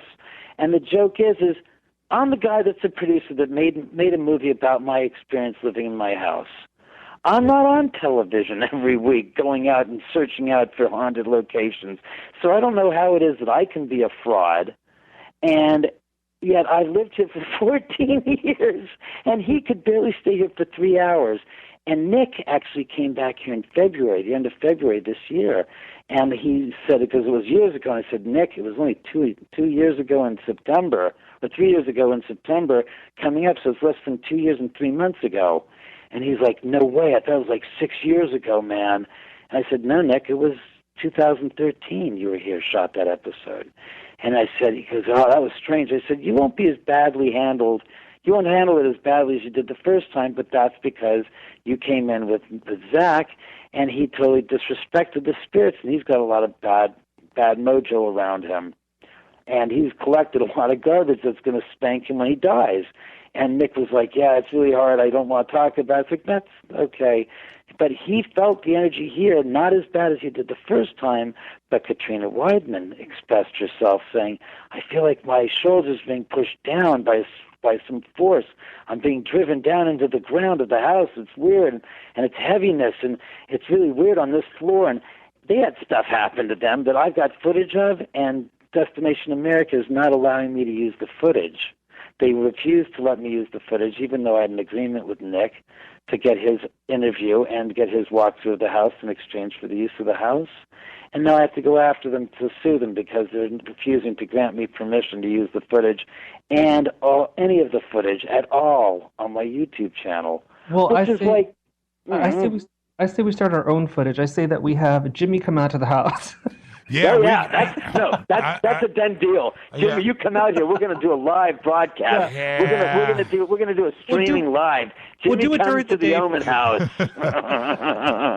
You're reading my mind. I was sitting here kind of thinking about that, and I have a couple of. I mean, we have many cameras and stuff like that, so that part of it could be handled. And of course, we could do the live radio show from there. I also have some very sensitive, high-tech audio recording stuff from Tascam that they have sent me to use for just this. As a matter of fact, Tascam, my friend over there, Jeff, just sent me a message today about a new product that they've got out, and he wants me to test it. And so there you go. That may be a pretty good way to go. Now, let me jump to the side here. Let me take a left-hand turn. Chris, do you think that these spirits, did they tell you where they were? Are they stuck? Are they in between where they need to go? What is the situation with that, and why are there so many of them? They're not stuck. More as they are attracted to it for some reason. It seems to be, and I don't know how you feel about this, David, but it seems to be like a beacon or something. There's the energy that David has, or the way that he is there, is very inviting to them. So they're there because they want to be there. That's the impression I got, because it was a very laid back atmosphere until you start, again, even going down to the third floor, even as you can tell there's been some negative activity there. It didn't feel trapped, or you know what I'm saying. It didn't feel like it was stuck there. It felt like free will. Right. Well, I mean, I'm picking up on David's vibe. I want to hang out there now. Okay, I had a different. I had a whole different. I'm reading some of the tweets out here that because I'm chuckling and stuff. I'm sorry. I got to tell your listeners, I'm sorry. I don't buy into the television shows and the way they deal with the paranormal. And the reality of the paranormal is it's about your perception. It's 110% responsible only to you, not to the spirits. I don't put responsibility in saying, the ghost scared you. It's like, no, you scared yourself 99% of the time. A spirit manifests in front of you, and it's your dead aunt. And I use this analogy. I say, what would it be like if you got a call from your grandmother who you haven't spoken to in 20 years? You didn't know, that she was in New York, but she's calling you to say hello and talk to you. And aren't you excited and happy to have that experience? And 99% of the people said, yeah, of course I'd be happy if I heard from my Nana. I'd be terrific. I would be really happy. I said, so what's the difference if she's dead and she makes an appearance to you? And he goes, whoa, I didn't ever think of it like that. And it's like, yeah. Now take it to this extent. A spirit manifests, and there's three responses to the situation. Really, there's only three baseline responses to any situation. There's the stupid response, and I know it sounds very flippant and funny, but seriously, this is what I've come up with. The stupid response. You see a ghost and you're like, oh, well, what the hell is that? Well, let's find out what the hell is. Let me just walk up to it and walk right through it and see what happens. And something happens, and you're not feeling well afterwards. That's the stupid response. Then there's the fear-based response. You see it. You go, oh, my God, what the is that? You start to have a nuclear meltdown in your brain. You can't figure out if you're upside down, inside out, right side out. You're just trying to cope. Right. And your rational mind takes a flying leap into a flying vat of crap, and you have nowhere to go except plots. And either you're going to kill it or you're going to run out of fear. It's either fight or flight. It's immediate. It's that auto response. Right. What do I do? Well, I'm going to do this. Oh, let's do this. Da-da-da-da. And then there's the third and the sensible response, which I called the normal, rational, calm, cool, collective response. You have respect. you have some degree of integrity, and you don't put yourself out there like stupid boy, and you don't go to pieces like idiot fearfa, you know. Right. Close. You know, you keep your rational mind. You say, okay, that's wild. I don't know what it is. I don't think it's trying to hurt me. It's just there. I'm not going to lose my, you-know-what, my cookies, so to speak. I was going to say SH. And I'm just going to sit here and kind of like try to figure what the hell is going on here. And maybe if I sit here calmly and I don't react in a panicked fashion and I don't give off a sense of fear, because God knows animals respond to fear pheromones immediately upon seeing it and sensing it. So maybe that's the same for the spirit, saying, okay, excuse me, but how can I help you? And what I say this is based upon is because when I saw Jay Sebring 11 years ago in the middle of the night in front of my bedroom, in front of my bed, I was like, okay, I woke up and I looked at it and I said, there he is. And I was like, oh my God. My mom was dying of cancer at the time. And my godfather, when I was younger, had an experience when he was living in the house next door to mine, that one night he was visited by two apparitions. And he described them as enigmatic figures of anomalous fog. One was kind of like not 6 foot tall. It was more shaped like an oblong type of a figure, the typical spirit image of the gray lady. She's just a formation of air or of like white fog and mist, and she doesn't have a form, but she has a form, but it's very much like an oblong, like almost like an egg-shaped form. And he described it as that type of thing, elongated like that, and on top of that was another type of like a ball of energy, like a round sphere. And he goes, and next to it, he says, was around a 3 foot or so diameter ball, more like a pudgy ball, and on top of it was more of a pudgy type of a head thing. And he says at the foot of his bed it appeared, and he thought immediately of his aunt and knew that she had died. And he said the next morning when he woke up, he got a call from his second cousin who said, by the way, Leonard, your aunt such and such died. And he says, and he finished the sentence, said, you mean aunt such and such? And she goes, how did you know? He just realized what had happened tonight in the middle of the night when he saw the spirit and said, oh my God, that's what I saw the last night. So when I saw the apparition, I thought, oh, it's some relative of mine that I've never met that's dead telling me my mom's passed away. Did you say Jay Sebring, the hairstylist? Yes. Jay Sebring, one of the victims at the end of the drive. Wow. And at the time when it happened, I didn't recognize this apparition, as being Jay Sebring. And there's the reason why. Even though, here's the irony, he was dressed in a nice double-breasted, short-lapelled suit jacket with 4 buttons going down. Well, 4 buttons, and the short lapels, meaning it was like a 6-inch lapel, high lapel with a 60-style jacket, buttoned down. And well, that's how he dressed, man. He was a pretty dashing guy. The hairstyle. There's the kicker. Every picture I ever saw, Jay had straight hair because it was big in the '60s. That straight hair. Right. Jay had naturally coarse, kinky hair, and he invented a product for for men's hair to be hair relaxant that he put out as a product line to basically relax men's hair from being kinky to be straight. Yeah, most but people. In real life, I can't believe you're bringing this up. Most people, of our the generation now, don't have a clue what we're talking about when we talk about Jay Sebring. I've got to take a break right here, guys. So let's do that. And you want to take some phone calls? Are you down? Please, God, yes. All right, 323-825-5045. Chris Medina knows all about phone calls on this show, let me tell you. 323-825-5045. We're talking to Chris Medina and David Oman. Your call's next. Hi, everybody. This is Rob Halford, the Metal Guard on JimmyChurchRadio.com. KGRA Radio. Intelligent talk.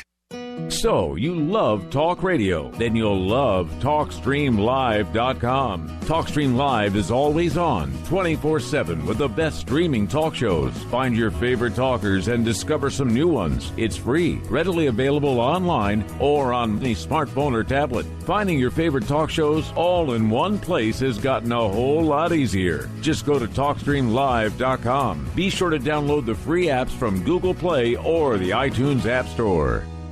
Are you tired of brown rust stains on your toilets, sinks, and clothes? Does your water smell and taste bad? Don't live with these problems anymore. Hydrocare's revolutionary well water systems, available at Wave Home Solutions, gives you clean, healthy, great-tasting water from every faucet. They remove iron, hydrogen sulfide, sediment, and many other contaminants that are distasteful and damaging your fixtures. You'll be amazed how fresh and clean well water can be. Satisfaction guaranteed. Go to bestwater123.com. That's bestwater123.com. So, you love talk radio? Then you'll love TalkStreamLive.com. TalkStream Live is always on, 24/7 with the best streaming talk shows. Find your favorite talkers and discover some new ones. It's free, readily available online or on any smartphone or tablet. Finding your favorite talk shows all in one place has gotten a whole lot easier. Just go to TalkStreamLive.com. Be sure to download the free apps from Google Play or the iTunes App Store. Fate or not, things are never what they seem. For the past century, forbidden subjects such as UFOs, backward engineering, human abductions, secret space programs, underground bases, suppressed free energy devices, and other fantastic notions have tested the human mind, forcing it to decipher fact from fiction. Chronicling what he calls the alternative narrative, author Brad Olson gets down to the middle of it all in his best-selling book, Future Esoteric, now released in a second edition by CCC Publishing. And now, you can get Future Esoteric at a special price, plus another free book by just using the promo code Jimmy when you check out.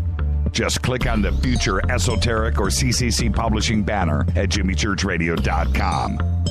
Go Beckley Teppy. Did you know that when you're on the road with limited data or Wi-Fi available, you can still listen to every minute of Fade to Black by just calling 605-562-4482. No smartphone, app, or internet needed. It saves your data plan and no extra cost if you have unlimited minutes. Just call 605-562-4482. You can listen to me, Jimmy Church, on any phone, anytime, anywhere. Go Beckley Teppy.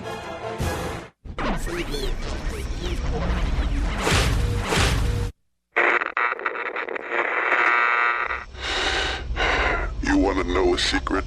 I love ponies. I really love ponies. I'm serious. I couldn't stay sane without ponies to brush.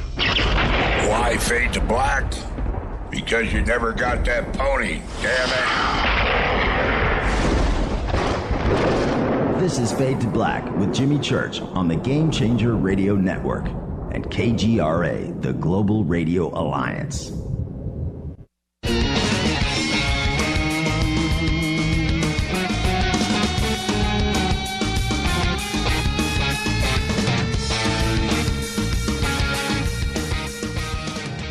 Well, welcome back to Fade to Black.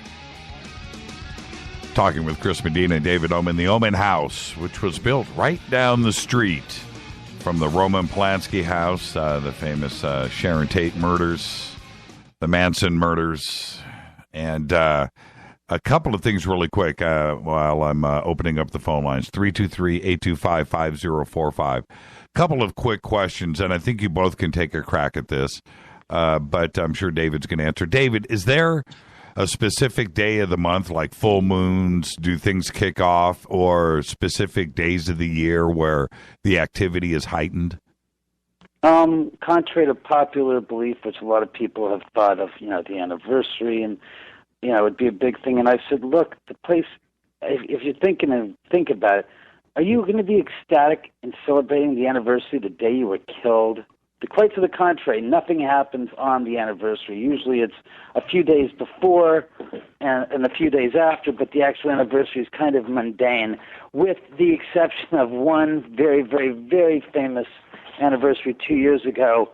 On the 2014, I had a party here, and everybody had left, and a friend of mine who's an artist had painted a 3-foot by 3-foot portrait of Sharon. Beautiful piece. It hangs on the wall here. And at about 12:20, when it was just me and the artist here, the figurine on top of the aquarium, flew. And I mean flew on its own off the aquarium and basically flew 6-7 feet and landed on the ground in front of him. And he's staring at me going, it just flew off at the, I said, I saw it. I was just kitty corner to him and said, oh my God. I said, I just turned my head to look at the moment it flew off and it landed, and he was freaking out. And I was like, that is the strangest thing I've ever seen. I've never seen that before. That is amazing. Absolutely, positively amazing. And that was the only time that an anniversary, really something major happened. On the anniversary, 12 years ago, on the 35th anniversary, we did the first paranormal investigations here. And what was funny is that we took some 35-millimeter photographs, and, you can't get your film back until, a couple days later. Well, the next day when we got the film back, I looked at the photographs, and I captured some wild things that I, to this day, can't understand and explain where they came from and how they manifested. But they were there on film. I would like to see them. Hi, you're live on Fade to Black. Good evening, Jimmy. Hi, David and Chris. Before I ask my questions, David, I might know you. Were you originally from San Francisco area and you had a girlfriend named Shirley? No. Oh, okay, all right, because I knew of another David that moved to Hollywood down there, Hollywood area, and he and his partner bought a place in the hills. I thought you were the guy. No, I knew a guy. I know a guy, Bob, in San Francisco. Dino, do you know him? Oh, geez, now, Jimmy, I really thought I knew it. Don't kid me now. I really thought I might have known this guy. I know some. I know a girl up there. Her name is Betty. Do you know Betty? I know her, Backseat Betty. Okay, all right. Okay, but I did want to ask. I got in a little bit late, but this Charlie Manson had his minions do a lot of this bidding, and actually one of them lived in the Haight-Ashbury. A woman friend of mine knew him, and he was the friendliest, nicest guy. They called him Beaujolais, and he was just a real happy guy, and he wore a funny hat. This was before he got tied in with Manson's powers, and I think that those powers that he had timed perfectly with the late 60s and the idealism and the drugs made some people do some horrible things. Not to say they weren't responsible, but this house is how far in feet from where the Tate LaBianca murders happened?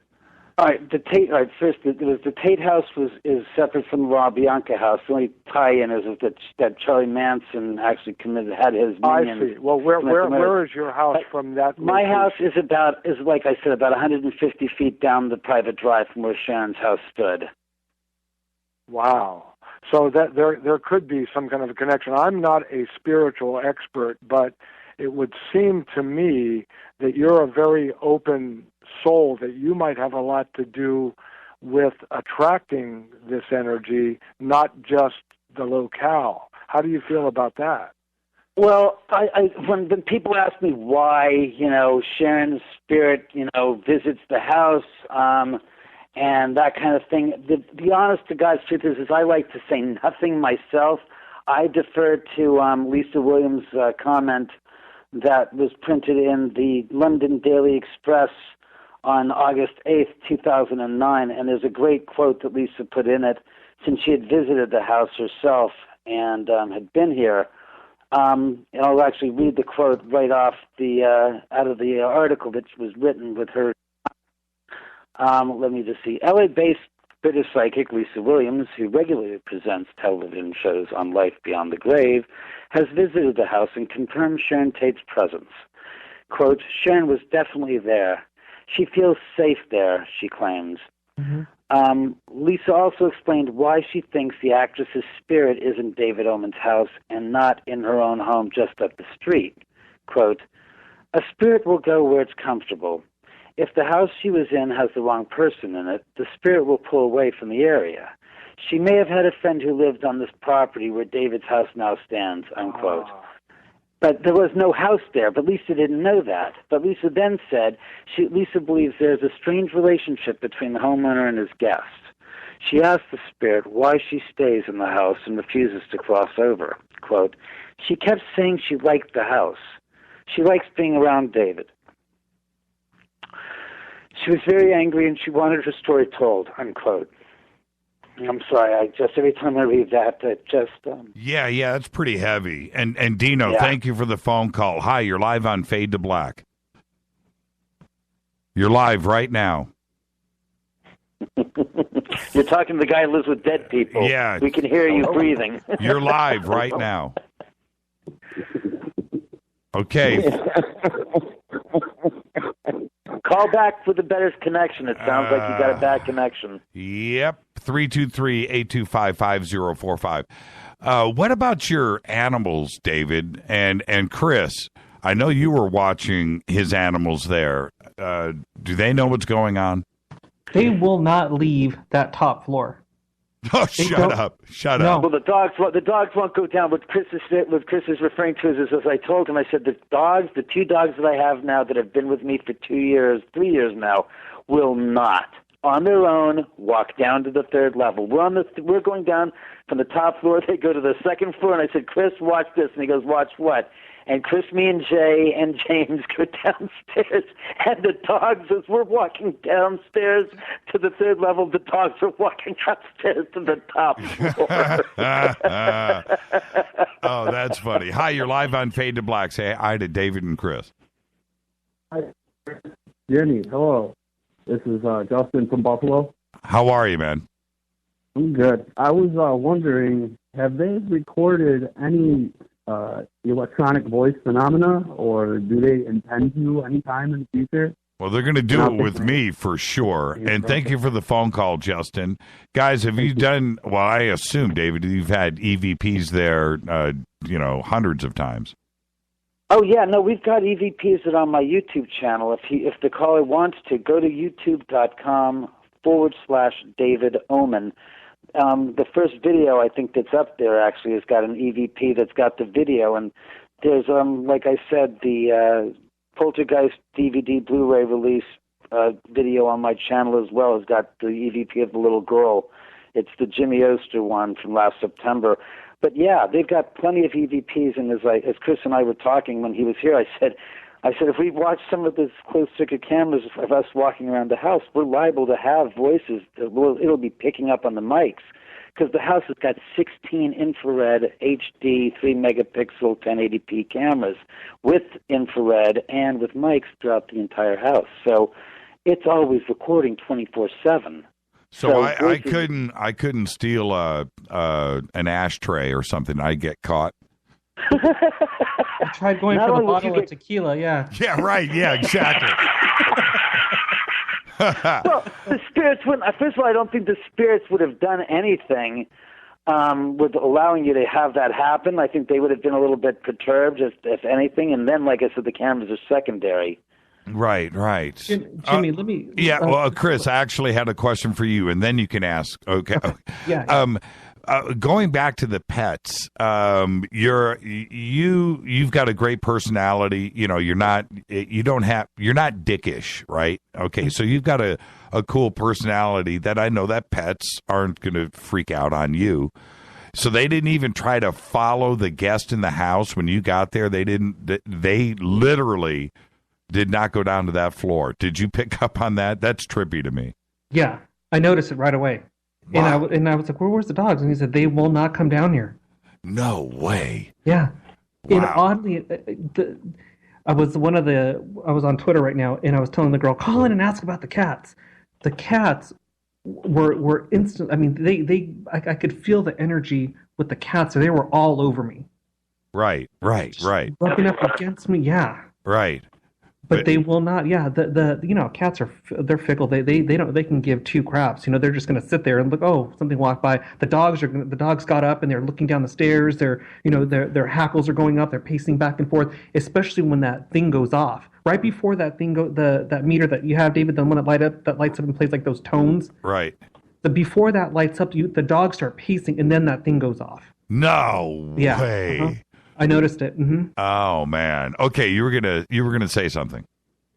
Well, that's what I was gonna say about the pets. Oh, okay. And no, going back to the how the house is, how welcoming it is, and it's like you were asking, do the ghosts hang out there?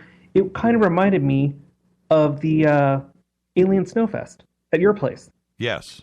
social. I'm over there doing readings. That's how it was. Instead of getting readings, I'm getting information. Right. It was laid back. It was the you got to come in there and you got to like David said, come in there with the right attitude. Now you mentioned, okay, I want to get specific with you, Chris. You mentioned Jimi Hendrix earlier and so forth. Did anybody identify themselves? Genevieve identified herself. The little girl did. The Jimi Hendrix spirit. I said he just walked in and sat down. I said I'm getting this vision of him walking in and wanting to hear what's going on, and he just sat down. It's got a very. I try to get them. I try to block my mind from the Tates in the '60s and all that stuff that was going on in that era. I try to block that from my mind because I didn't want it to influence what I was getting. But It's got that vibe there. Right. Even though the house wasn't built around that time, it still has that type of '60s, '70s vibe. Now, I have to interrupt right there. That has to do 100% with my father's design. The house is a '60s modern. It almost looks identical in so many ways to the home that I grew up in over in Bel Air that my father designed and built. It had a flat roof with the same fascia in the front and has an open floor plan like the 60s because that's really the style of the house that he knew how to build. And personally, I think it's timeless. I love this house because it has that open floor plan, and it's very inviting. And like I said, when Lisa was here, she said, because you have a big party in your bar, and all the spirits there, including the Native Americans, which she didn't know the history of the area with the Native Americans here, but she says, and all these other people, and she goes, Jay's here, and Sharon's here, and she goes, Rudolph Valentino's here, and Jimi Hendrix, and then she says, they want me all to tell you that they appreciate you allowing them to stay, to hang here. And I looked at her and I took a beat and I said, seriously, Lisa? I said, I've seen the pictures of how Sharon and Jay died. I don't know about the rest of them, but as far as I'm concerned, I know eventually I'm going to pass over, and I wouldn't want somebody to I wouldn't want anything to be done to me if I was in their shoes any less than what I'm affording them now. I said, I feel more than openly happy to allow them to hang here. Please. What am I doing with this space? Am I worried I'm going to walk into one of them? As long as we all get along and we make arrangements that there's certain ground rules, I don't have a problem with it. I said, that's fine by me. And she goes, well, that's what they wanted me to tell you, that they really appreciate you being so hospitable and allowing them hang here. It's like, oh, I said, okay, fine. If we're going back to that, I said, fine. Tell them I appreciate it, that it's my pleasure, and I'm very, very pleased to allow them to stay here. And here's a funny story. About a couple of years after Lisa was here, I had experienced a lot of electronic issues, like the televisions were turning on in the middle of the night. I'd wake up to the sound of somebody talking in the other room that I hadn't been in, and the television's on, and the remote's on top of the TV, or the lights in other parts of the house were being turned on, or some of the switches, the breakers at the receptacles near one of the bar near the bar sink had been popped off. And at the end of the 2 months, I got my electric bill, and I was like, holy, what the $700? My electric bill is usually $200. And I started thinking about the prior 2 months. I said, holy son of a, I know who's responsible for this. And I am not going to be letting this happen again. So I did what most people don't believe. I went down the hallway, went to the second floor, and you'll find this hugely, immensely funny, Chris. I walked down the hall to the cinder block wall room where the laundry room is. And I literally had my right hand, the gosh darn electric bill, and I was like fuming. I said, spirits! And I'm yelling. I mean, I'm just cursing. I said, I have in my right hand an electric bill. It is 3.5 times the frickin' amount of the usual electric bill. I said, I am trying to gain some control here, but I am furious. I said, this is an absolute outrage. It's an insult. And I'm fuming, screaming. I was like, I cannot afford this. I'm not made of money. I said, I'm struggling as it is right now financially. And said, you guys can't do this to me ever again. I said, this is it. I said, I want to get this out in the open right now. I said, I know for the past 2 months what you've been doing. I said, I don't appreciate it. I said, we have got to come to an arrangement here, and so I have to lay down some ground rules. I said, because I consider myself now looking at this electric bill of $700 as a outraged landlord that's being taken advantage of by his unseen house guests. Did you get a check in the mail from, like, Rudy Valentino? Very funny. I had very, to. Very I had funny. to. I had very to. funny. I had to go So there, I David. Had to go there. Well, yeah, like I was going to say, Jimmy, stop playing electric guitar in the middle of the night and using up all the electricity. You know, it's not fair. That's funny. So, I said, in the famous words of Rodney King, I said, can't we all just get along together? I said, look, here are the ground rules. I said, I figure this is the reason why I can command these ground rules. I said, because last I checked, there was nothing here before my father and myself and my mother spent 3 years building this house. I said, next door, where there is nothing, is just a vacant piece of land. So before my parents and I got this property and built this, you had bupkis. I said, we gave you 4,200 square feet of land to play on and hang out in, and now you got this wonderful house to hang out in, 3 levels and all this and this. I said, I don't give you shit. I keep you guys on the up and up. I respect you. I said, this is the utmost disrespectful action I've ever could have imagined from people that are deceased living in my house. I said, this has got to get straightened out. I said, I want to see through the ground rules.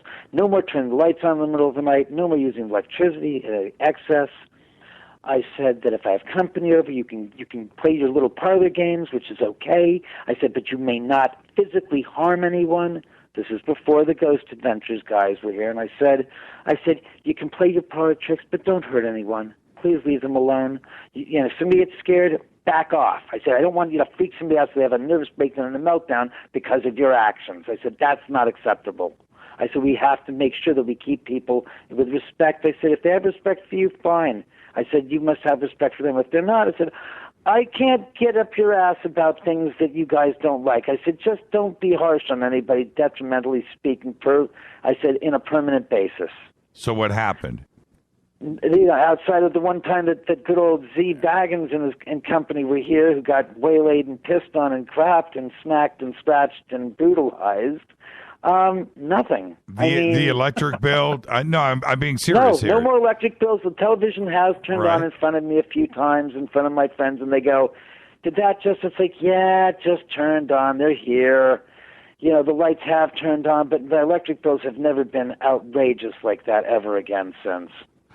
But I was pleased to say that, like, look, I said, because I threatened them, I said, look, I'm going to get the world's greatest exorcists and the world's greatest psychics and the world's greatest, demonologists to come in here and get your asses booted out if we don't get this arrangement right. Personally, I don't believe any of that. I don't believe anything of what I spewed. It was just all bravado and basically posturing on my part, because my theory is this: we live on this plane of existence in the physical realm. We can't do much for them that are on their plane of existence because we are so far removed. And for people to say, I can send somebody into the light, it's like, if you can do all that energy manipulation, try moving the energy and bringing the clouds to Southern California and Northern California and bring us the energy of the rain, because we need it.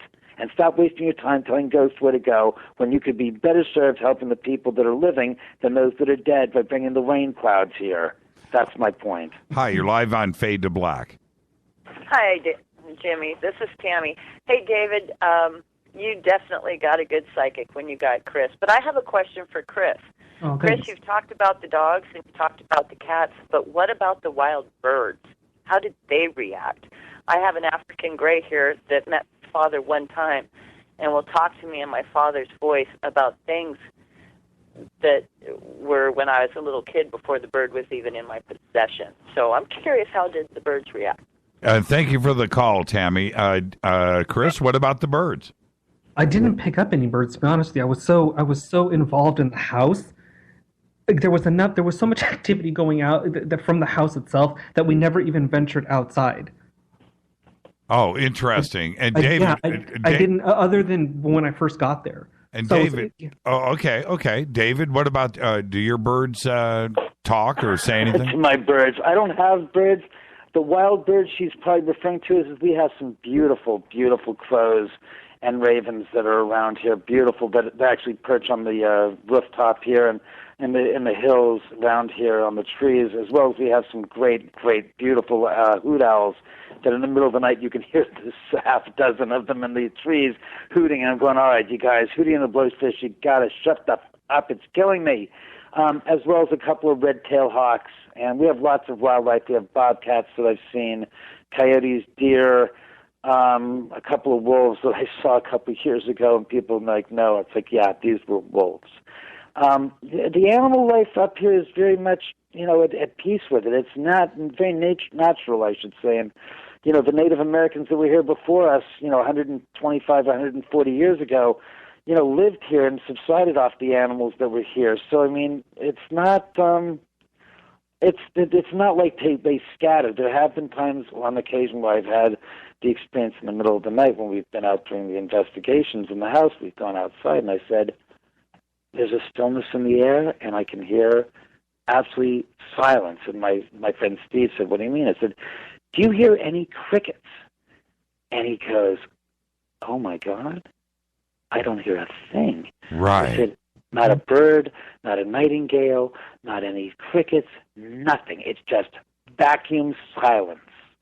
And it's perplexing as all hell, because it's like, and a couple, 4 hours later, it's like we hear the sound of the crickets. It's like, that was so strange. It was just vacant of noise. It was just dead.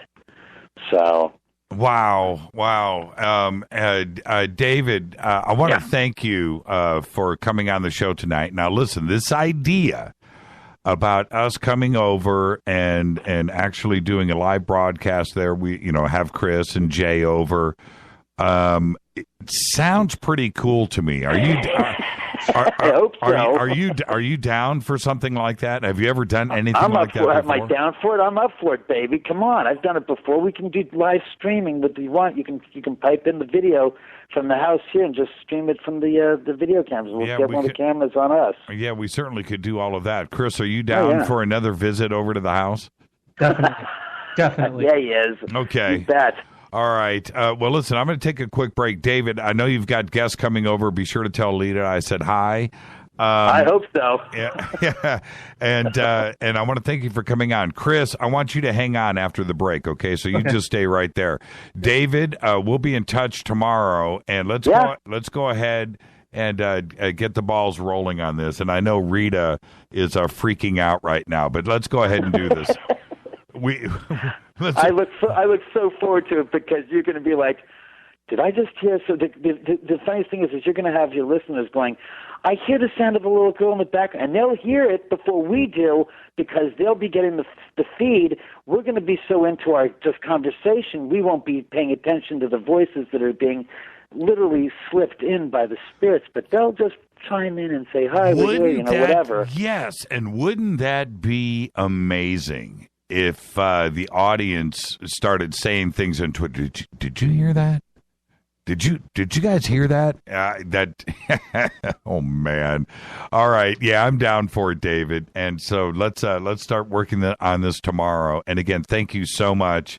And my pleasure. Be safe. Just tell your audience to go to the YouTube channel, youtube.com/David Oman, and please subscribe to that channel, because that's the only thing keeping me and my craziness and my spirits from being on television, to make people laugh and say, this guy lives in a real life haunted house. It's amazing. He's met so many people, and he's not afraid. And it's like, afraid of what? We're all gonna die. You get used to it after you start to realize that we're mortal, baby, and eventually we're gonna be on their side. And some of us are gonna be ghosts walking the earth. So if that's the case, baby, better be prepared and make friends on the other side, because it's going to be long time on eternity. You know what I mean? I do, and I want to go up and share that with you. And we'll tweet out here in just a second. Your YouTube channel will take care of you. Thank you so much, David. You take care. Have a great night. And Chris, I look forward to seeing you soon. And Jimmy and Rita, I'll make some baby back ribs for your visit here. So we'll make it a dinner and a show. Absolutely, and I want you to be safe tonight. I'm safe as a baby in a lamb lambskin loincloth. Thank you so much, David. Be safe, and we'll talk to you tomorrow. Sounds good. Take care, everybody. Have a good night. Thank you, David. All right, Chris, you hang right there, and we'll take a quick break. And I've got to talk to Chris, because I haven't talked to Chris in a while, and we'll do that right after the break. Our guest tonight, Chris Medina. Thank you, David Oman. I'm your host, Jimmy Church. This is Fade to Black. I'll be right back.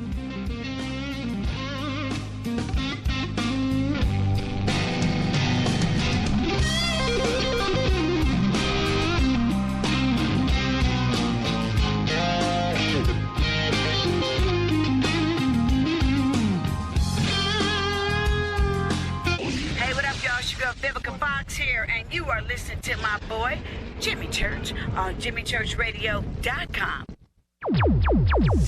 Despite popular opinion, reading a book will not make you smarter. But listening to Jimmy Church will.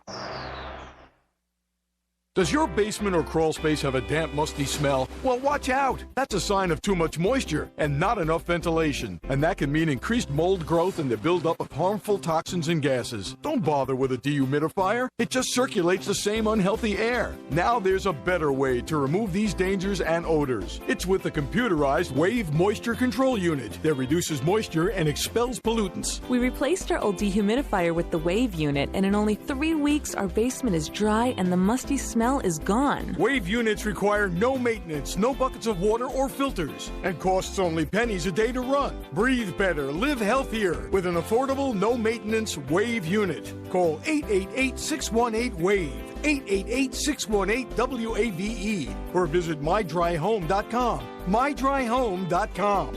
Ride the wave. Wave Home Solutions for a healthy, comfortable home.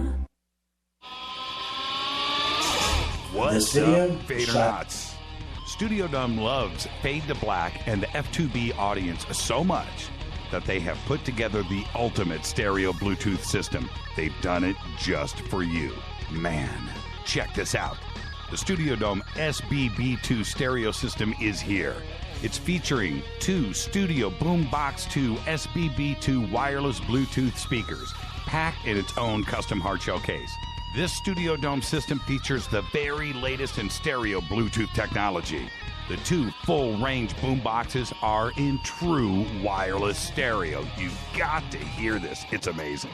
It's just $129, and use the promo code JCRTWS, and you'll also get free shipping. It's simple. Just go to JimmyChurchRadio.com, click on the Studio Dome banner. Go Beckley Teppy.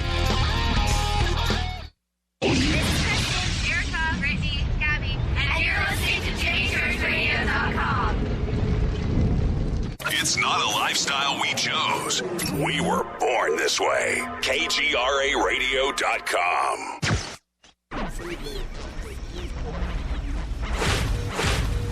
This is KJCR at JimmyChurchRadio.com.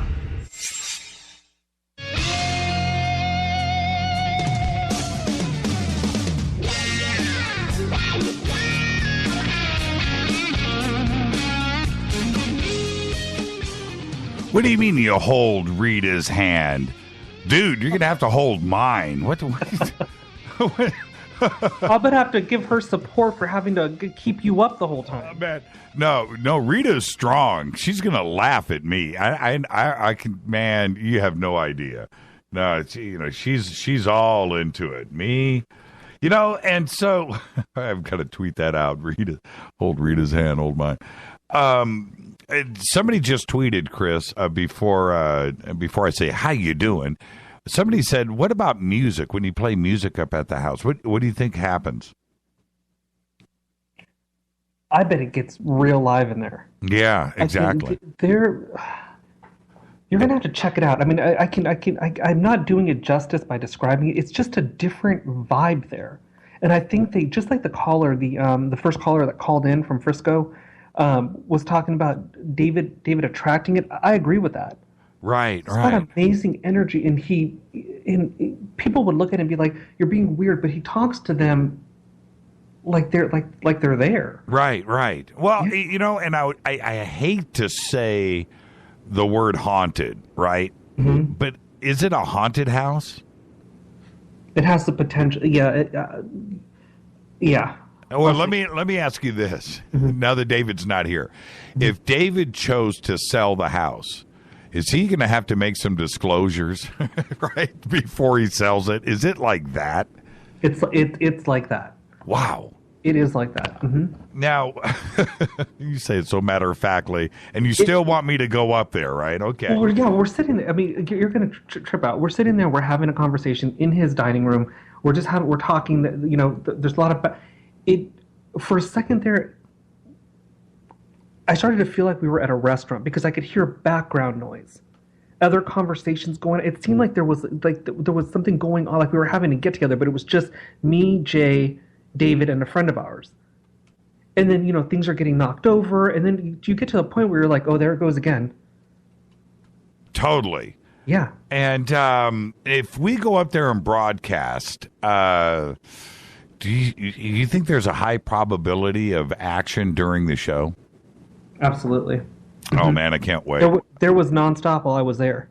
Let's, you know what? I didn't want to do this with you, but I'm just going to do it. We'll take a couple of phone calls here because it's you, and that's the way it is. Hi, you're live on Fade to Black. Say hi to Chris. Hey, Chris. How's it going? Good. How are you? Great. It's Mark from Austin, Texas. Just wanted to call in and say, long-time listener, first-time caller. Just barely hopped on Spreaker. Wanted to say hi to Dino, Tina, Catalina, everybody in here. Great. And Mark, I want to say thank you for the phone call, but believe it or not, the one time that you call in first time, your call's breaking up. Yeah, I couldn't hear what a word he was saying. Yeah. Oh, yeah, it's horrible. I apologize. Yeah, it's okay. Hey, Mark. I'll try again some other night, though. No, you got it, brother, and welcome to the family. Say hi to Austin for me. Have a good night. Yeah, there you go. Yeah, say hi to Austin. Absolutely. Sorry about that, Mark. But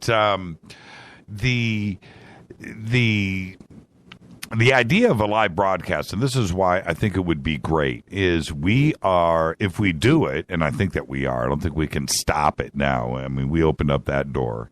But we're going to bring in so much equipment, right? Not the paranormal, ghost adventures stuff. We're going to bring in computers and audio gear and that just attracts. Right? And the odds of something, I really think that it's a vehicle, a conduit for something to happen. I would think. And if there's that much activity at the house, and I have recorders too as well that we can bring up, but I think there's something that would be, if it's a party atmosphere and they know that we're there and we're going to, be doing a live radio show and they're there hanging out anyway, and they know that we're cool. Who knows what could happen, right? Mm-hmm. Yeah. Are you talking about maybe something happening to the equipment, like it would interfere with it? Or? No. Well, there's a probability of that too. I'm talking about voices. Oh yeah. Communication. Well, see, I constantly hear them, so to me, it's normal. Like when the little girl was talking, she was telling me. I know he said, what was the name? He said, was it Gertrude that he said the girl's name was? Yes, Gertrude. Something like that. Yeah, I kept hearing Genevieve, and she was talking to me, and to me, I'm hearing that like a voice. So I don't know how that would be to hear it on audio though. Like you're saying, picking up stuff as we're going in there, because I'm already hearing it in my own head. To be able to hear it outside, right? That'd be yeah. Yeah. Do you think Jay would go back? Absolutely. Okay, Jay's down. Okay, Jay's down. Yeah, that's how comfortable it was. Again, you just get you can feel it. Rita would definitely pick up stuff in that house. Right. And what about a little bit of celebration, little ceremony, a shot of vodka and or something like that? Is you know what I mean, to let them know that everything is cool?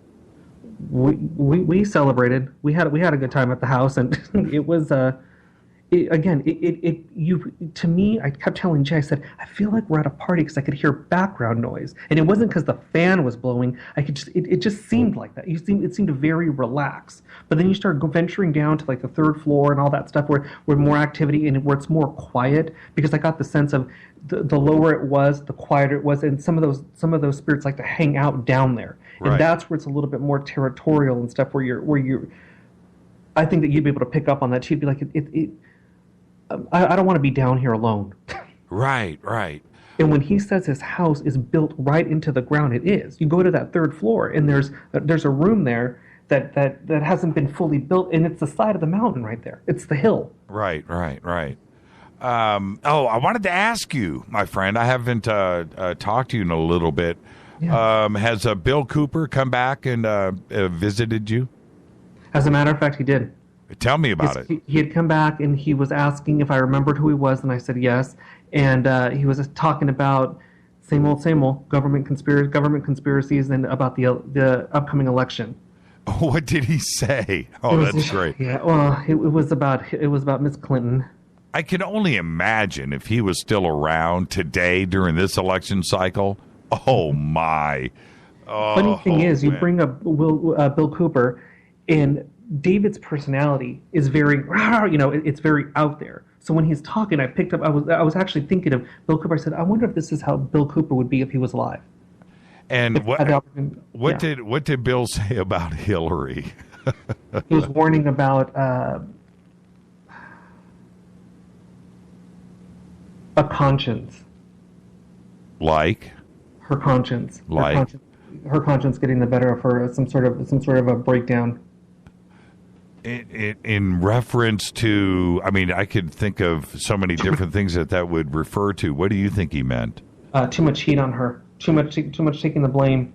She's going to get to a point where she's going to get upset. She's taking too much of the blame.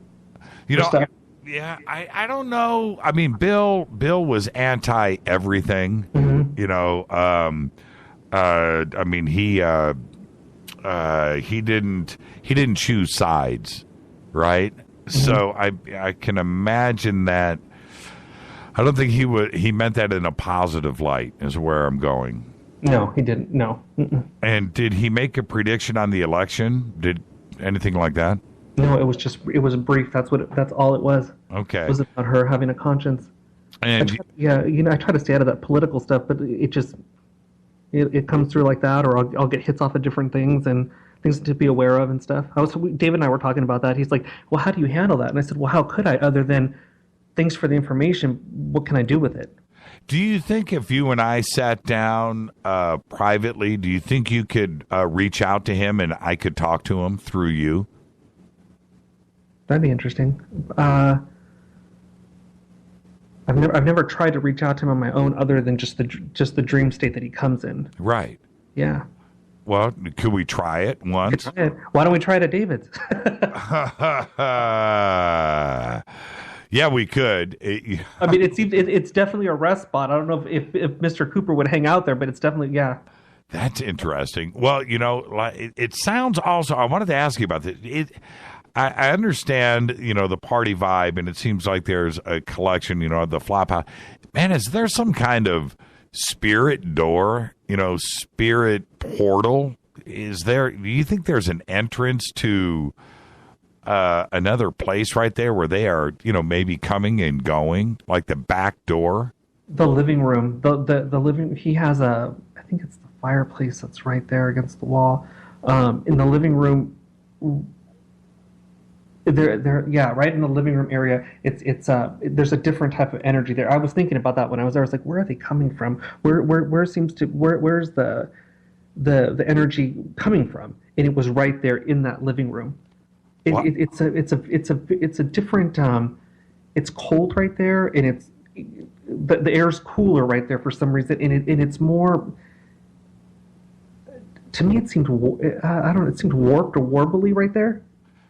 Is it, Chris? I guess the word I want to use, fun. Is it fun going up there for you?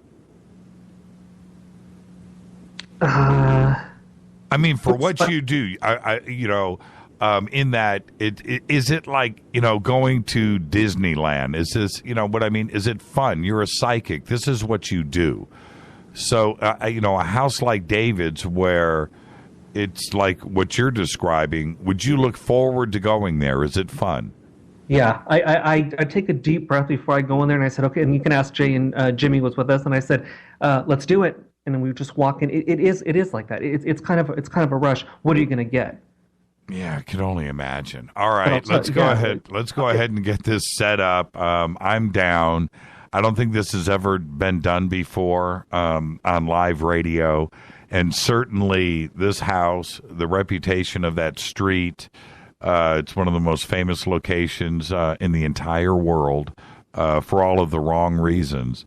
But I suppose you're exactly right, and David's right. If there's a place for something like this to be continuous in this kind of activity, it would be on Cielo Drive. Mm-hmm. Yeah. It's such a popular place. I mean, got to think of it. It would be like a club for the dead. That's exactly my point. Was there a lot of, because I saw this, I've seen this a few times up there, still a lot of people driving by. Is there a lot of that? It was absolutely dead when I was there, no pun intended. And that was the anniversary of the murders, too. Oh, really? It was really quiet up there. Really quiet. And then that's when she called in and asked about the birds. Honestly, I didn't hear anything. Wow. I didn't hear anything other than the house was so active that was the main focus. I couldn't even think about venturing outside. He's got a patio and everything's got little balconies on all the floors, and I didn't even on the top floor. Oh, yeah. Really quick, did you change your website? Yeah, it's chrismedina.guide. Chris Medina. Oh, you got a .guide. .guide. Yep. Oh man. Talk about no pun intended. No pun intended. Yeah. Hey, Chris, man, thank you so much. Give my best to Jay. And we got to get you guys over to the house, as you know. And we've tried to put that together a few times, but let us know. And I think Rita just said that you guys are invited over this Sunday. Are you guys in town this Sunday? No, I'll be out. See, I'm done inviting you. I know. No, I'm done. That's the last time it happens. Forget it. Just forget it. Do it after the Oman house. I'll talk to you. Hey, Chris, give my best to Jay again, and thank you so much for hanging out with a little overtime with the Fade or Not. You're the best. Thank you for having me. You got it. Thank you. Chris Medina, everybody. And that's the last time he gets invited over to the house. That's it. It's over. It's done. Chris, don't even think the email's going to come. No, you're going to be expecting it. It's not going to happen, brother. All right, Chris Medina, one of the very best member of the family here, and his partner, Jay, two of the coolest people that I know. I'll never forget this. The first time that I met Chris was up in Big Bear, and he walked in, and I had no idea that he's, man, I don't even know, man. He's like 6'4". Had no idea. What a cool dude. So anyway, let's go ahead and do this. We're going to go up on the hill and do a live broadcast from the Oman house. I'm going to take a quick break, and I'll be right back. This is Fade to Black. Chris Medina, David Oman, the Oman house. Great show tonight. Thank you so much. I'm your host, Jimmy Church. I'm going to take a quick break, drink some coffee. I'll be right back.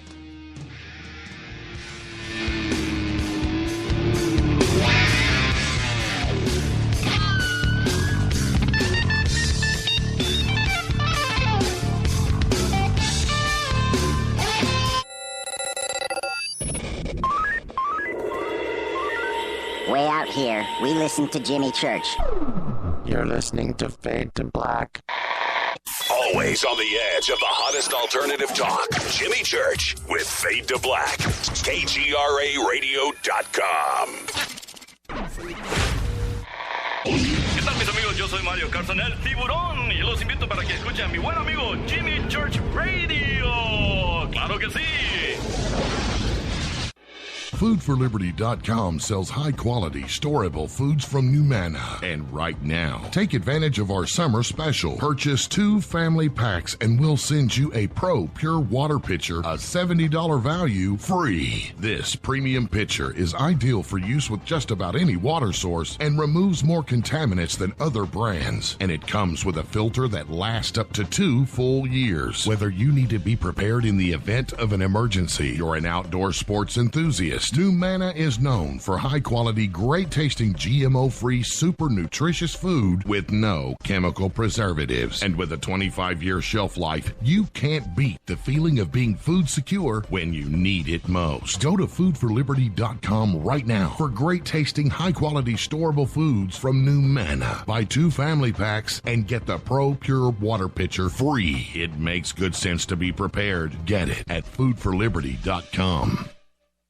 Did you ever turn to your radio for your favorite talk show to find that it's been preempted for this? In the air, to deep right center. Back goes Lewis to the wall, and it's out of here! Or this? And I'm ashamed of you, Hillary, for voting for it. Do you have a favorite talk radio program that's not available in your city? Just go to TalkStreamLive.com for links to the best streaming talk radio shows. At TalkStream Live, you will find live talk shows 24 hours a day, 7 days a week. All your favorites are here. With such a large selection, you will also discover some new favorites. On the go and still want to listen? With the mobile smartphone, simply type TalkStream Live on your internet browser. Now you can take internet radio with you. You will also find hundreds of music, news, and sports streams. Best of all, the TalkStream Live directory is free and there's never a login required.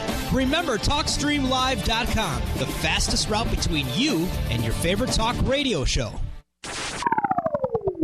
You are listening to Fade to Black with Jimmy Church on the Game Changer Network. Oi, oi, I'm Reese Evans. You're listening to Jimmy Church. This is Revolution. The revolution will not be televised. The revolution is on radio. Ciao.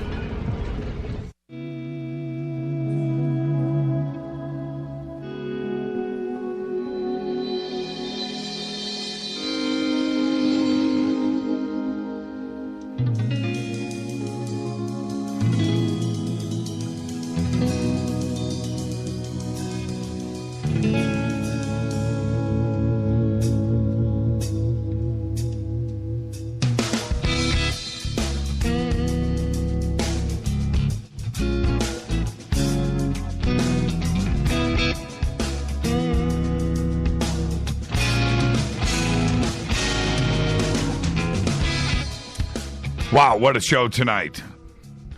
David Oman, Chris Medina, thank you guys so much. Oh, man. Yeah, okay, we're going to do it. I got the feeling that's going to come up here fairly quickly.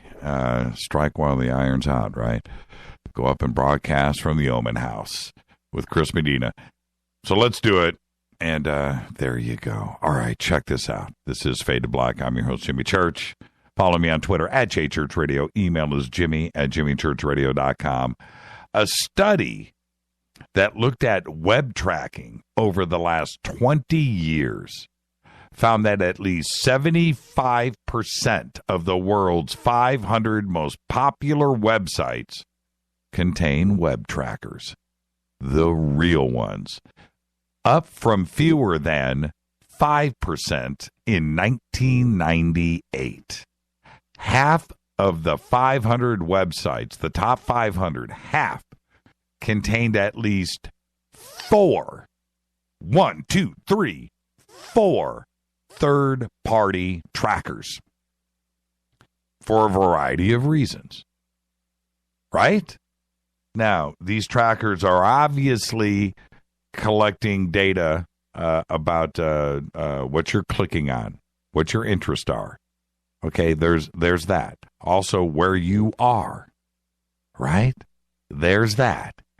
And then it goes back and compiles everything about your profile, your age, the city that you live in, your credit card purchases, things that you do around the web, other places that you do visit. Everything is buttoned down together. And then that information is sold. Oh, yeah. Some of the most profitable web companies right now are the ones that collect your information and sell it.